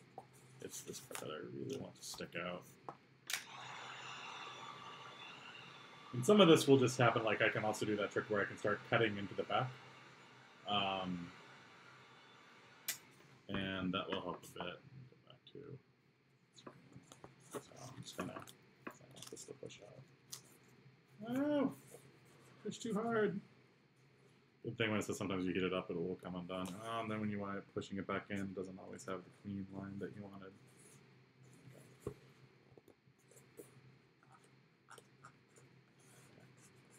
Never mind. Did kind of, that did at least start to kind of push this out a bit though, so that's actually pretty good. I'm going to do sort of maybe the opposite. I'm going to sort of here. This one's to be pushed out. So there's still a lot of work to be done, I think, to get it right, but you get sort of the idea that that gives it a little bit more, especially once I start to curve it down. So next up, now we have to figure out this beast. I also have to figure out exactly how this is getting glued on. I guess this is back. This is front. This is going to be more. If I glue it as is, it's going to kind of just face down, but hopefully that tension is going to cause it to flare out. And if it doesn't, we'll do some cutting and deforming to figure out how to make it to it's this side. This bottom. This glues in to here. This goes in. Yeah. Looks like it just might work. The big question I have is whether this should have like sort of a bevel that forces it to flare out, or whether just the shape is going to naturally do it. I'm gonna go with just hoping that the shape is going to naturally cause it to move where I want it to, and just kind of glue it as is. But again, I'm gonna make some marks to make sure that I glue it in the right place. So I'm gonna say, and this is really careful because I don't want to press too hard on this because I don't want to. So I'm going to make these marks on the inside. I'm going to say this is the front. I'm going to do this in a Sharpie. This is front. This is back. This is B. This is left. L. And R. Just to keep track of things. And you know, I'm just gonna, It's late. I'm curious to see how well our pattern turned out, so I'm just gonna glue it. Screw it. Let's be crazy.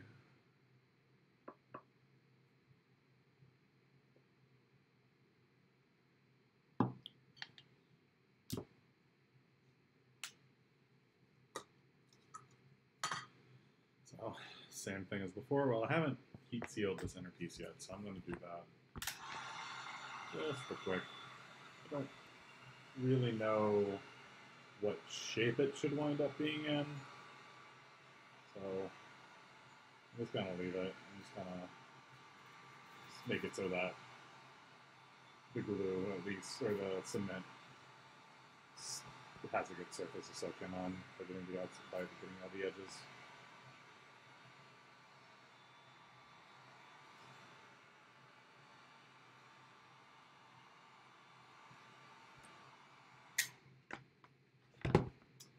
Alright, so I'm going to glue the inside of this and the outside of that. So let's do it.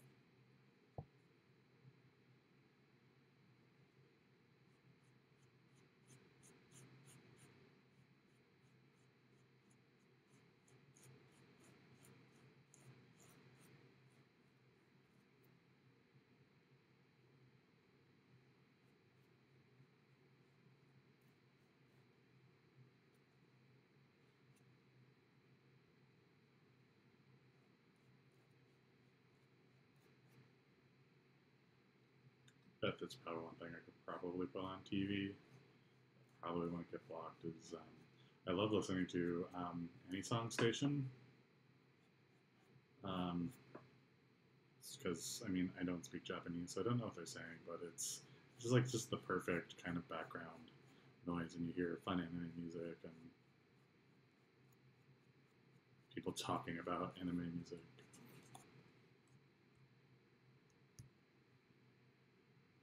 The thing that I always think is funny about it is like it has an outro song. It as a show has an outro, but because the show is about songs that are half of them are outro music, when you're chaining them back to back to back, it's really hard to tell when one episode begins and one episode ends unless you know, speak Japanese. If you don't know about it, it's basically TRL for anime songs, and what I love, and just sort of shows how old I am. I said that to someone, and they were like, "What's TRL?" I'm so old. TRL was Carson Daly, who would hang out with a bunch of people in Times Square and count down like the top 10 music, but it wasn't really about the top 10 songs. It became about like, you know, typical MTV stuff. But so it's like that, but it's for anime music, which makes it like 1,000 times more fun and interesting. I'll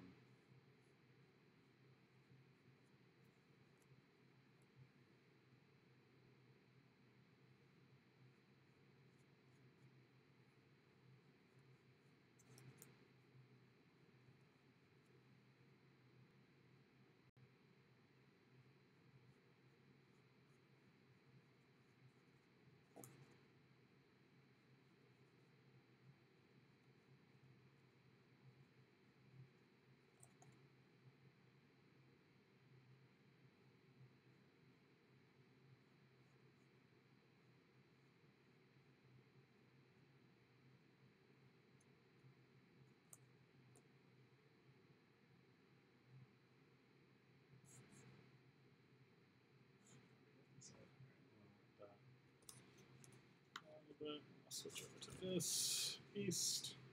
Actually, first things first, I'm actually gonna glue this together because it should be. Yeah. actually going to wait to the other side because I probably should wrap around it, and that should be the last thing that I glue.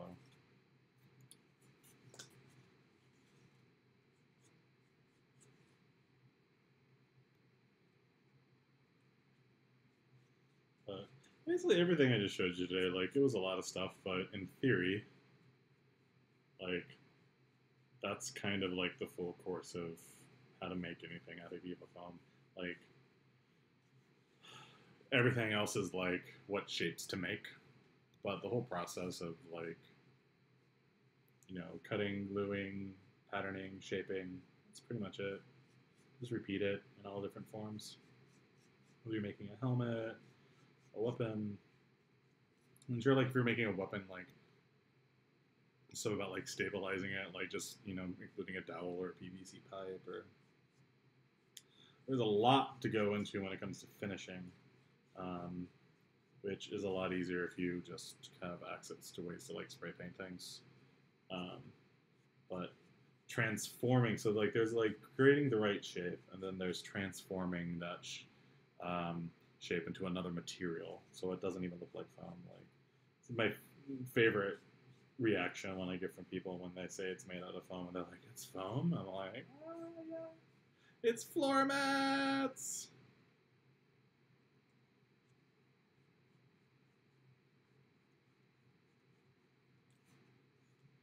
You see, like, once you get the pattern, this part is pretty fast. So that's why I always say, like, buy pre-made patterns when you're learning this, because then you get to skip all that nonsense and just go right into like cutting and gluing and again, a lot of patterns are a lot easier to make. This one I think I just got a little unlucky with, or was maybe overthinking.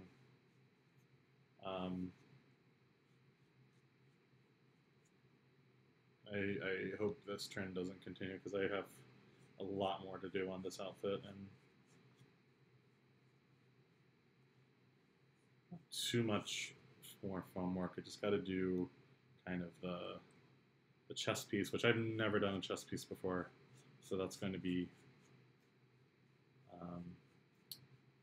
interesting. I'm debating whether I should do that on a stream or not, because I don't want you guys to like sit through me like making a ton of mistakes again. And then what's pretty simple, she's got like these waist things that aren't going to be too bad.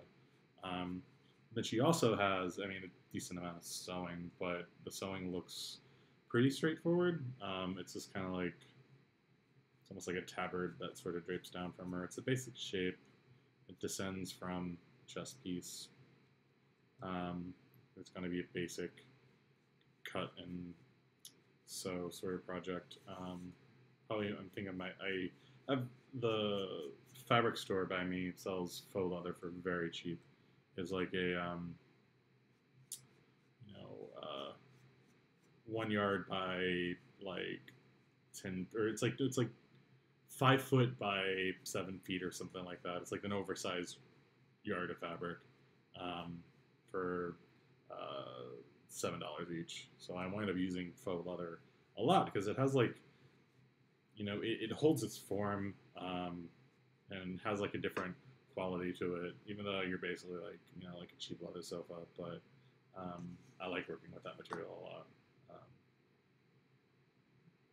Also just because I'm not really good at sewing, and that sort of like the thicker material, I feel like helps out a lot. Okay, one more coat, and then we'll glue, and we'll call this a success or a terrible failure. Either way, life's a journey.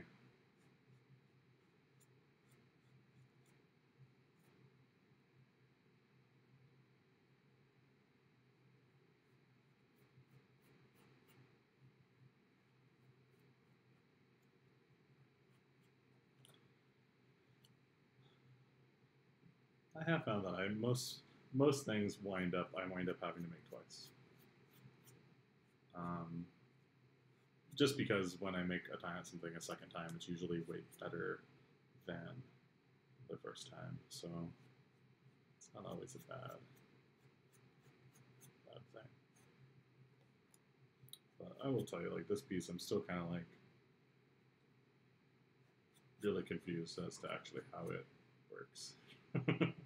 Like, it's a lot of curves in a lot of different directions.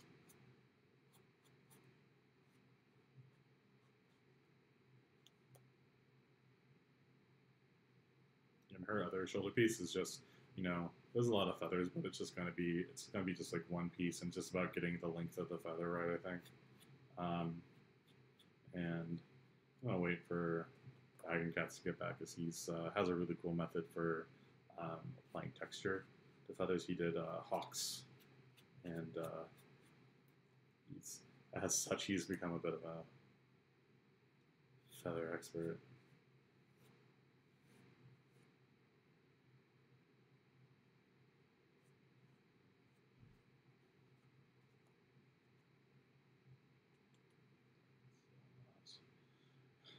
Very easily just kind of just continually just going. I'm not paying attention. Just wind up just constantly glowing this and never ending because it keeps drying by the time I get there. I think this is my last side. I gotta do one more on the inside.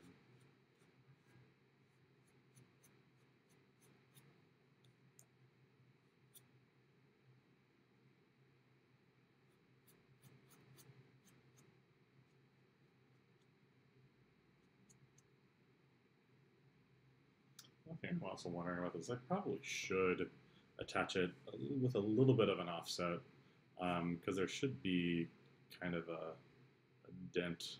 So I'll either do that. I'll think about how I want to do that.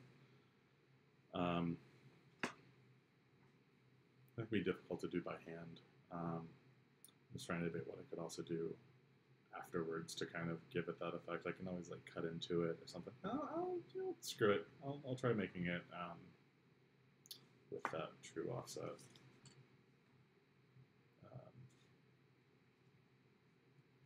Really glue it like a half-inch snowing. I'll add an interesting bit of depth.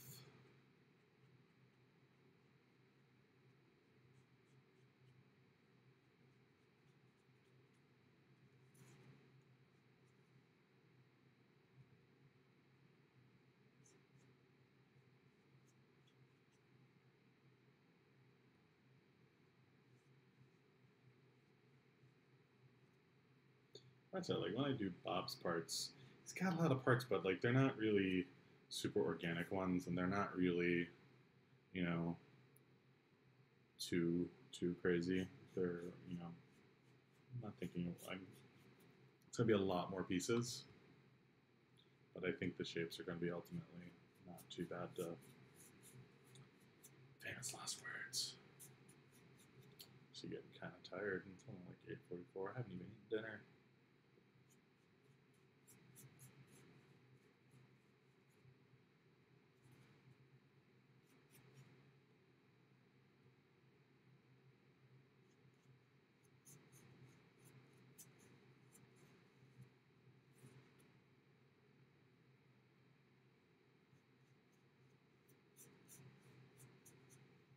I'm looking forward to when this is done and people ask me, how do you do it? I can just be like, I have 6 hours of video for you to watch if you'd like.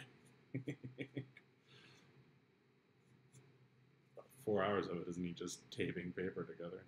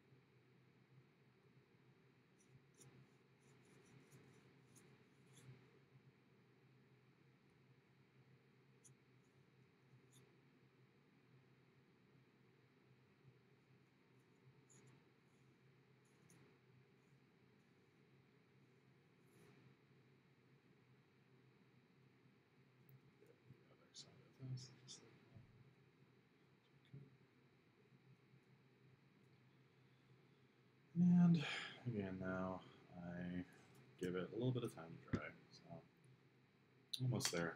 almost there.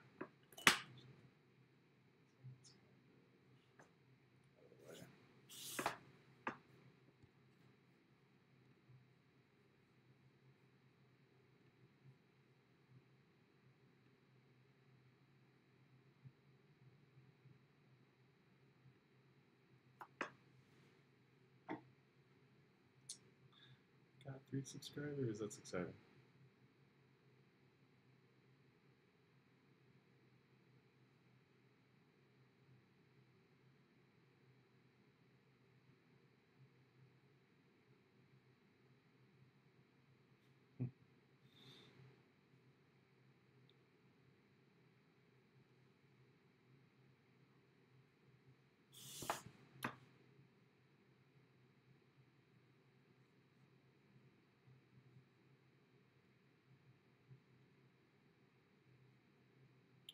A little bit more time.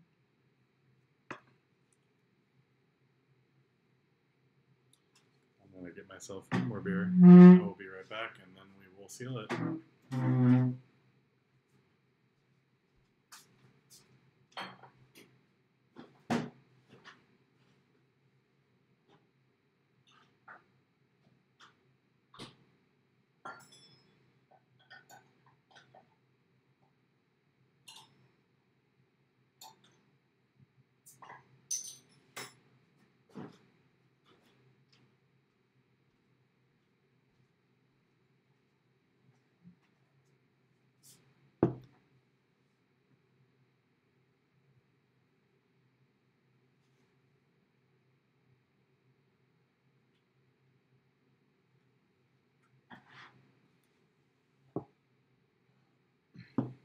I'm really interested to see how this is going to play out. It's really complex. This is actually not how I initially planned on doing this. I thought it would be make this piece, and I might just add some decoration to it. But then I kind of realized that that outer piece is so critical for, I think, maintaining the shape or creating the shape. Well, that's my theory at least. We're about to find this out, so let's make sure we got everything. Got our L, our B, our R, our F. And so I figure out how best to start attaching. Because usually before I start in the middle, but it didn't really work that. So in this case, I might need to kind of just start in corners. And like I also said, I'm gonna try to this is like boss level for me. I'm playing Dead Cells right now, or any sort of roguelike, and I made it to the boss, and I'm like, it's been fine so far, and I'm like, no, I'm dead. So this is sort of corner. So let's kind of flip both, because I'm doing a lot of things all at once right now. I am positioning it halfway above, curving it, getting it sort of sized right. What could go wrong? Everything.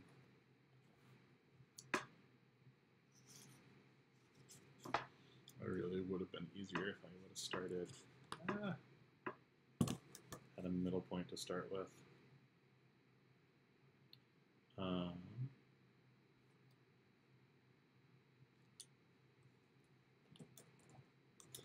Probably this side might be easier because it's less of a curve. Let's put you there, like, don't touch me.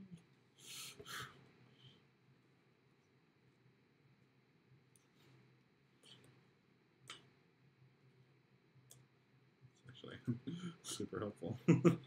Stay there. Protect me. Okay, so I'm gonna start with this, getting kind of halfway on, right in the corner, because I know this corner piece is right, and then of course I shouldn't be eyeballing. You know what? I'm gonna screw it. I'll eyeball it. I'll help myself later. I'm gonna say I could like try to score at like a halfway mark for how high I want this to raise up, but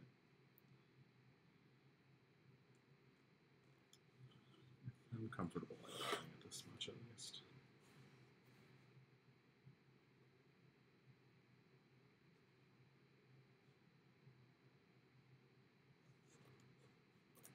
So from here, I need this to curve.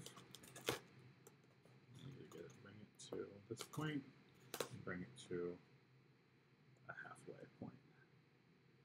Let's see what happens. Oh, halfway under, not over. Ooh, that was close.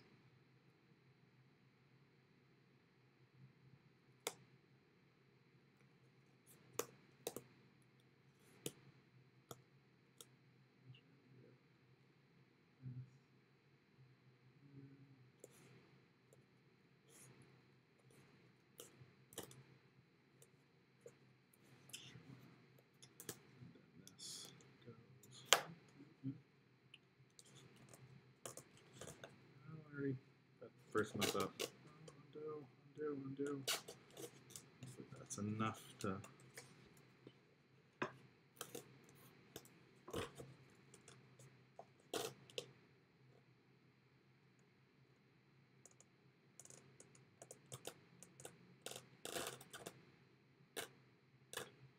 This ruler in between was probably the best idea ever. So, okay. So it's not going to be super deep, but I'm going to at least get my bevel there.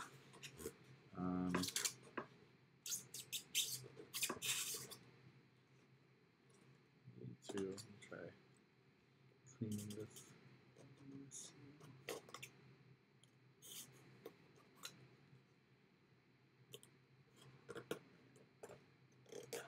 Cool. The bevel, the thing. I just gotta keep doing this. So from here,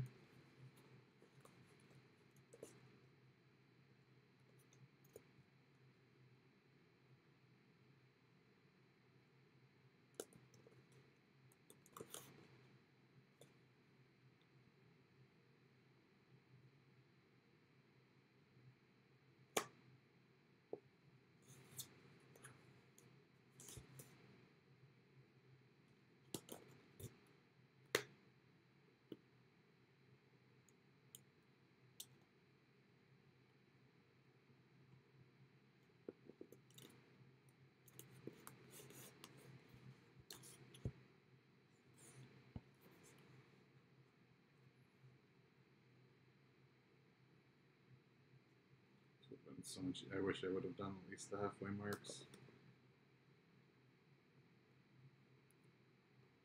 Because with the curving, screw it. I'm gonna go halfway and go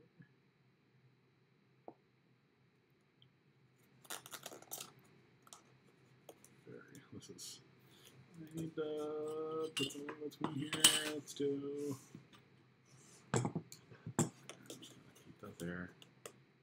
This is really scary.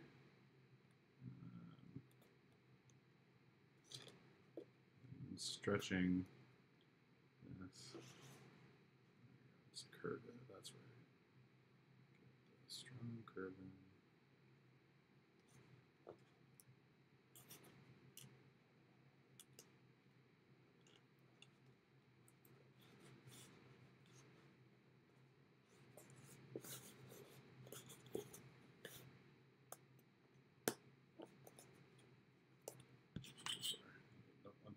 Yet, so I'm going to block it off with this.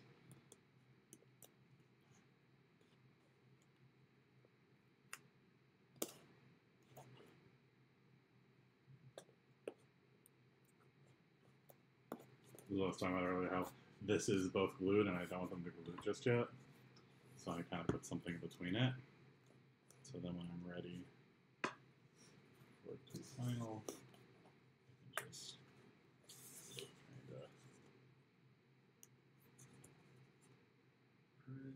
put a little bit out, put it in. just you can see, so I'm just getting very far corner glued together just so that it didn't stick. At least it's supposed to like a little bit more, I think. Since it started right, the rest is kind of easy. It's not. I might have rubbed off a lot of the.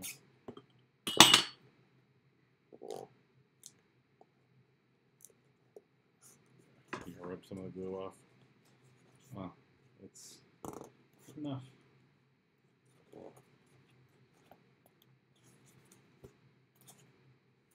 So this is interesting. I wish, hopefully, it's a little bit of heat forming will make it a little bit more dramatic.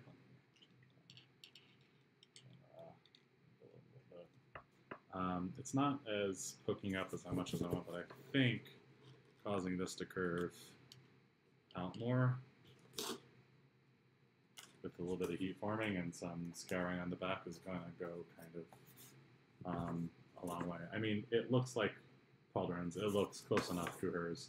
I wish kind of this was a little bit out more, a little bit more intense, but I think this is not a failed project.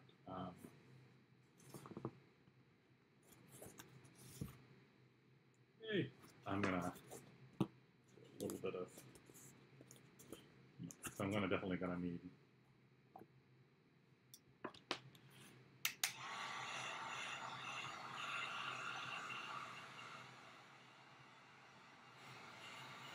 Pretty interesting.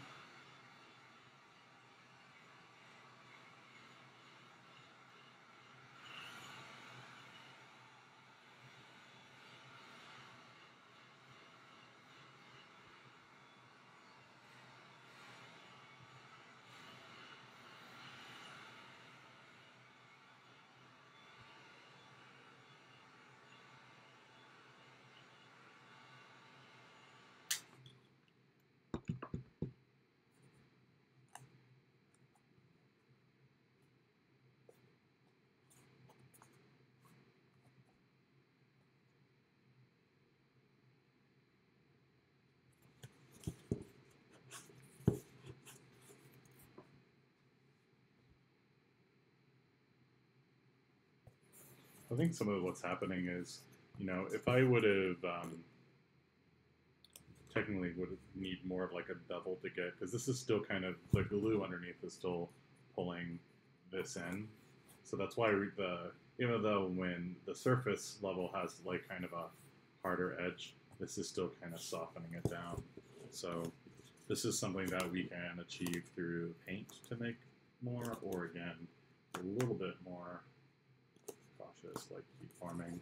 And I'm debating on is like sort of the trick where you actually cut in. So I could actually cut like a fairly deep gouge across kind of all of this, and then all of this can kind of bend out more.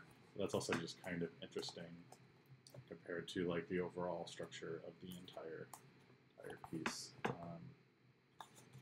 So let's.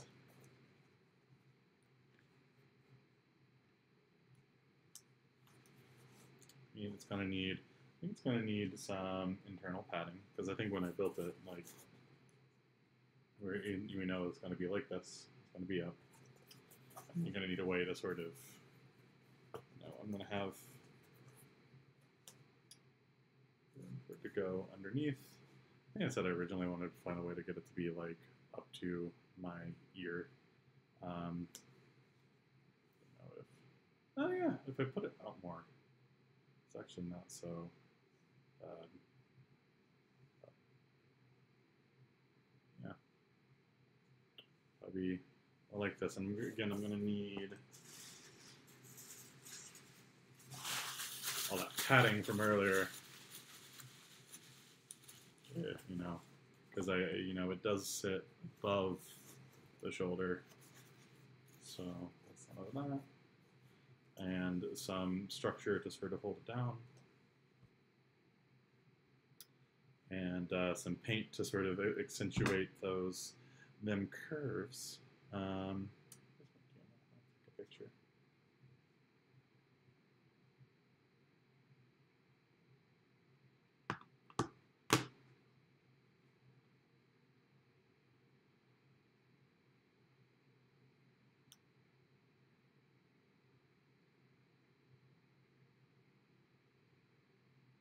I love like the seeing both views right here.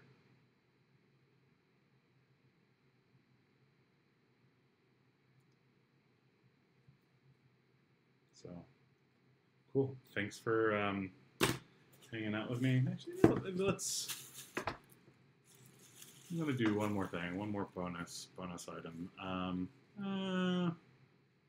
debating whether I want to like put a finish on it. If there's anything else I want to do to it first, I kind of think actually like I'm eager to kind of. No, I'm gonna look into maybe heat forming this just a little.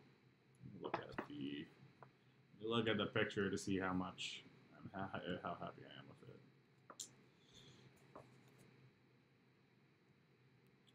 Because I want this to really go down, so I think I'm going to wind up. Yeah, I'm going to do a little bit. I'm going to wait because I feel like I want to do kind of a standalone video on finishing these things. As much as I love to just jump into get the paint on it so it looks fine. I do want to. I think I'm going to cut a channel into this piece so that this can kind of bend out more. So remember when I showed the thing where I cut like the 45 degree? I'm going to kind of do some of that.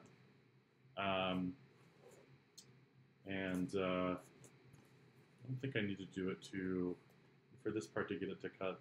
Yeah, I might even do it to this side as well, because I think that's going to just allow that to sort of give that sharper edge to both of these. Because right now, the tension between each of these pieces is kind of causing it to kind of smooth out, which, again, this is not a bad shape. This is actually kind of, if I was just doing like a generic pauldron, this is actually a really nice organic thing. But because the character I'm doing has like this really kind of severe difference, like this is more, curved in, and right now this is causing it to kind of point out, and this should be much further. I'm gonna getting whether how I want to do this. Yellow. I'm just gonna do it now. Just real quick, just because I'm curious to see how much of a difference this is going to have, and I'm going to do this by hand. I have a tool that does it, but the tool has a tendency to cut too deep, and I'm going to do a really small cut right now. So what I did was, really I'm only leaving it about this much, and I'm just going to kind of trace along the current line. I'm going to start from the middle because it's going to be hard to do kind of all of it at once. It's going to be even harder when we get to this edge that doesn't follow up, but this is the back side. So this is supposed to be the back side, and apparently I made it the front side. So, oops, or is that right? Wait, it's when I'm looking at her, it's to her right, which means, yeah. So I messed this up. I put this on the wrong side, or is it here? I actually think this is right. This is probably. I always screwed this up. Yeah, I think this is where it sits. Maybe. Yeah. Anyway, where was I? I'm gonna cut a channel. If I'm careful, I can do a small one first. Just is like no harm, no foul. The dangerous part is if I cut too deep, I have to redo all of this. But I'm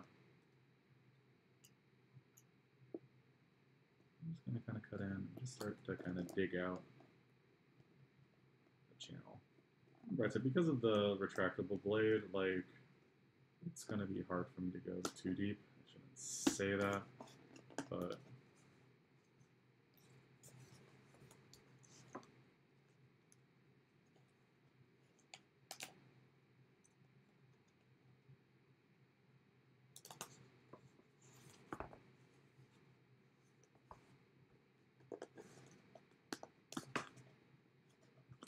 here, I'm just going to kind of cut in.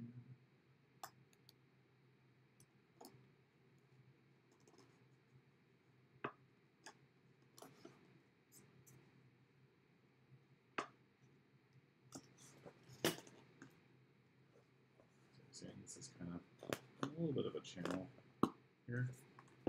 Hopefully this will immediately start start to see that this is giving this a little bit more flexibility here, probably especially once I heat form it.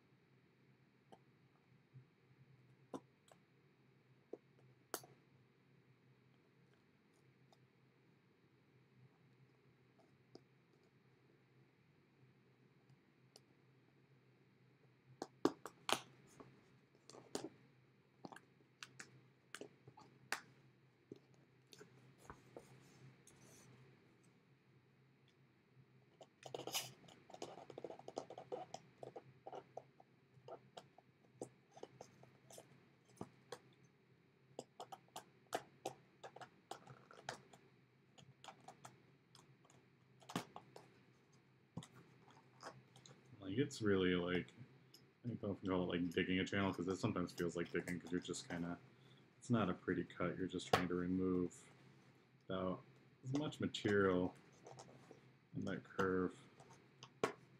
It's a little dangerous because it's also doing it like where it's glued, so it could also be loosening the seal. But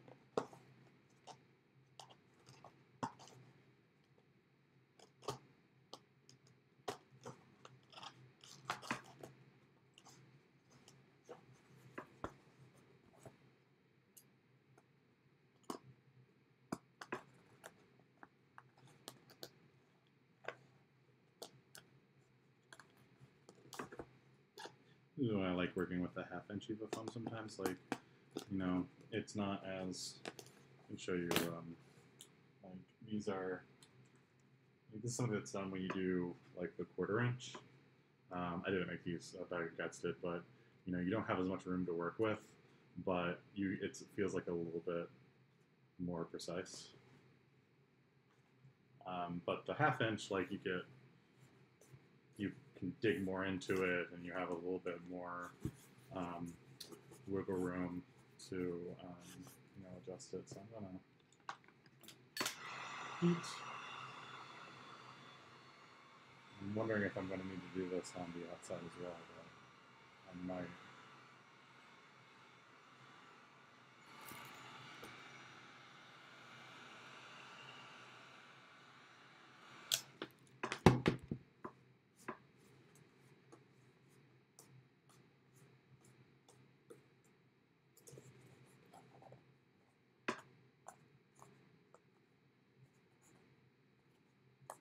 Up a little bit.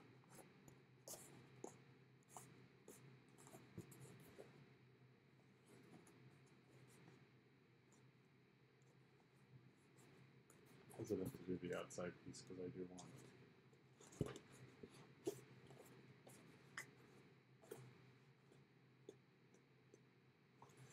So I'm going to do this. I'm going to heat it up and press it down. So basically going to just kind of create some leverage against that, you know, the right frame for it.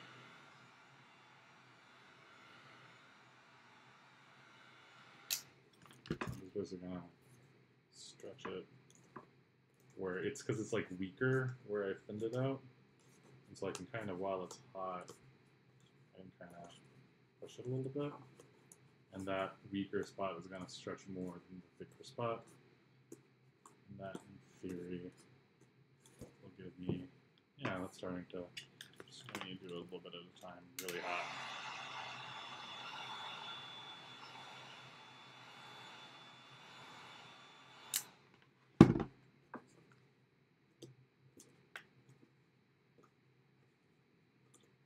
Feel it, that's toasty. Woo. Should be using gloves right now.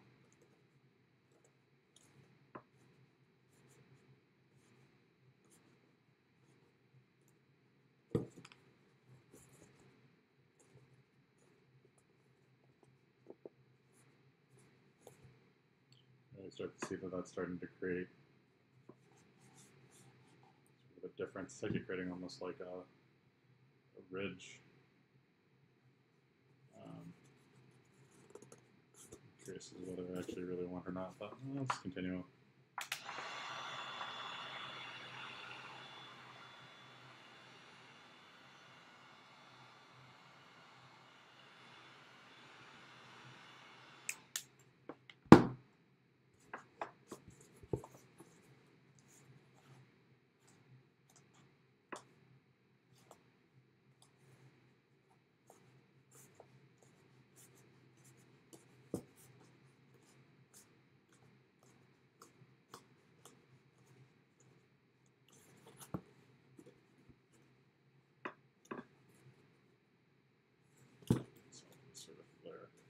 So I'm gonna try curving this end up a little bit.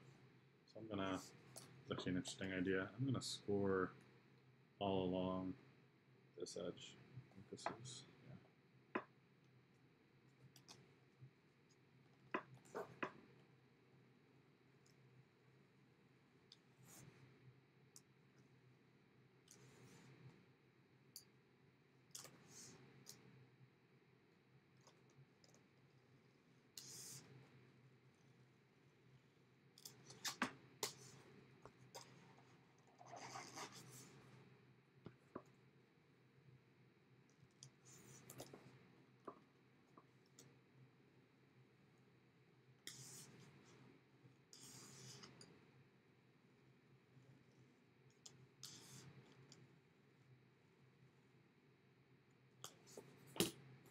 So now this should do, this is gonna let me flare up the sides as well.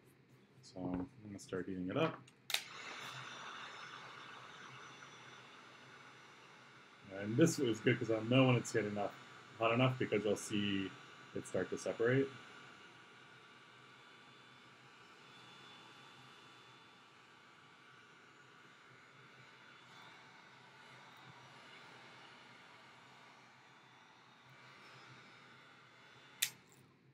Should be able to kind of flare this up.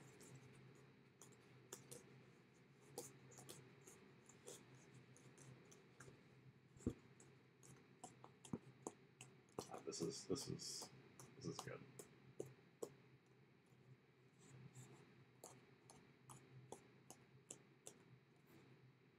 Yeah, this is actually creating a really interesting shape. There's always so much you can do with Eva foam.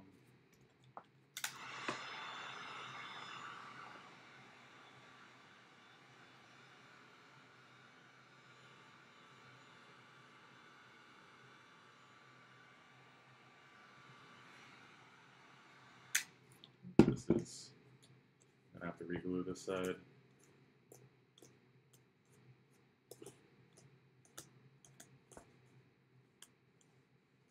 Part where I ripped the glue off came undone. See that? This is helping a ton now.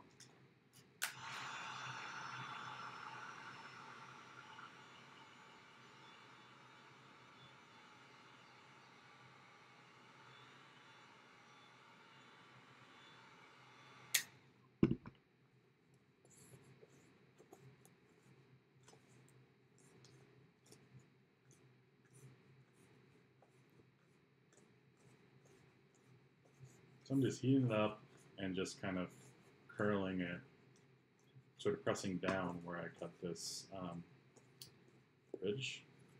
And that's making this, instead of, this is actually making this now flare out, which is just making it just that much more of a organic or metallic like shape, more closer to I think how it should look. One more edge.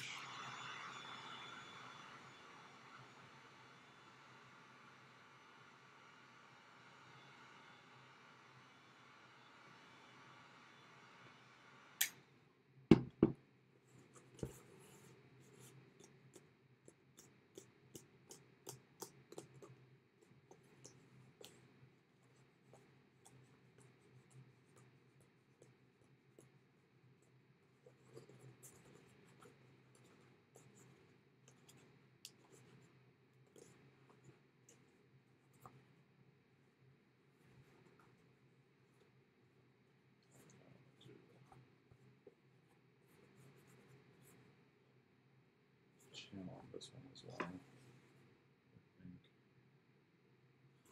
the channel just sort of sync up. Actually, there it is.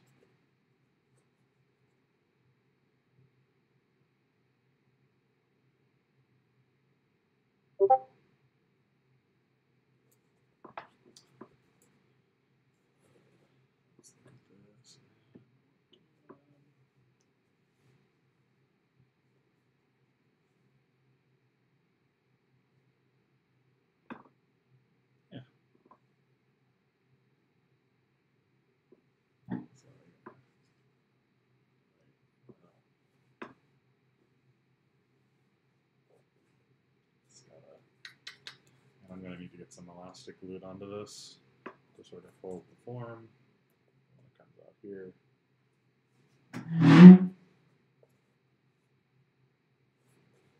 This is gonna be good.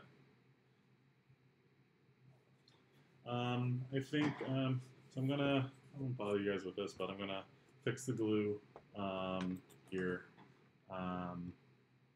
This little piece. I'm just gonna maybe hot glue that or something to keep it simple. And I'm debating on whether I want to kind of, I might Dremel along the edge here, just to kind of give it sort of just not a hard edge, but more of a doubled edge. And then I'll probably do another video where I actually work on finishing it. So this is going to be interesting because it's white. And I want to kind of play around with how I'm going to handle the white finish because I don't want to just do a flat white. I'm thinking about maybe doing something with some like pearlescence or something. So we'll see. Thanks for hanging out with me today. It's been a very long day. I felt like this was a nice success. I am happy with it. All that time was spent but again, like most things won't take this long. It took me a long time just because I was working with something new, and I was also, you know, maybe a little bit of a pressure of trying to like, you know, try and get it right, maybe trying too many iterations. But that's pretty much how you make anything. Whether it's this, whether it's a mask, whether it's, you know, I don't know, a coffee pot, you just figure out the shape in any sort of medium that lets you work kind of in 3 dimensions that lets you then cut it out and make it flat. For me, that's Reynolds wrap and duct tape, but you know, your results may vary. Get it flat, cut it out, and then you saw all the little tricks and stuff that you can do to EvoFoam. Even afterwards, we can even start to push the shape even further. And I saw this in another video, and you'll probably see it again with this one, that even once it's done, like here I was like focusing so much on like this shape here. With a little bit of paint and detailing, I can sort of fake it, make it look like it's a sharper curve than it actually is. Curious to see how that's going to work on white, but I'll find out. So thanks for hanging out. A successful crafting day. So much more to do. Happy Friday, y'all. Have a good night.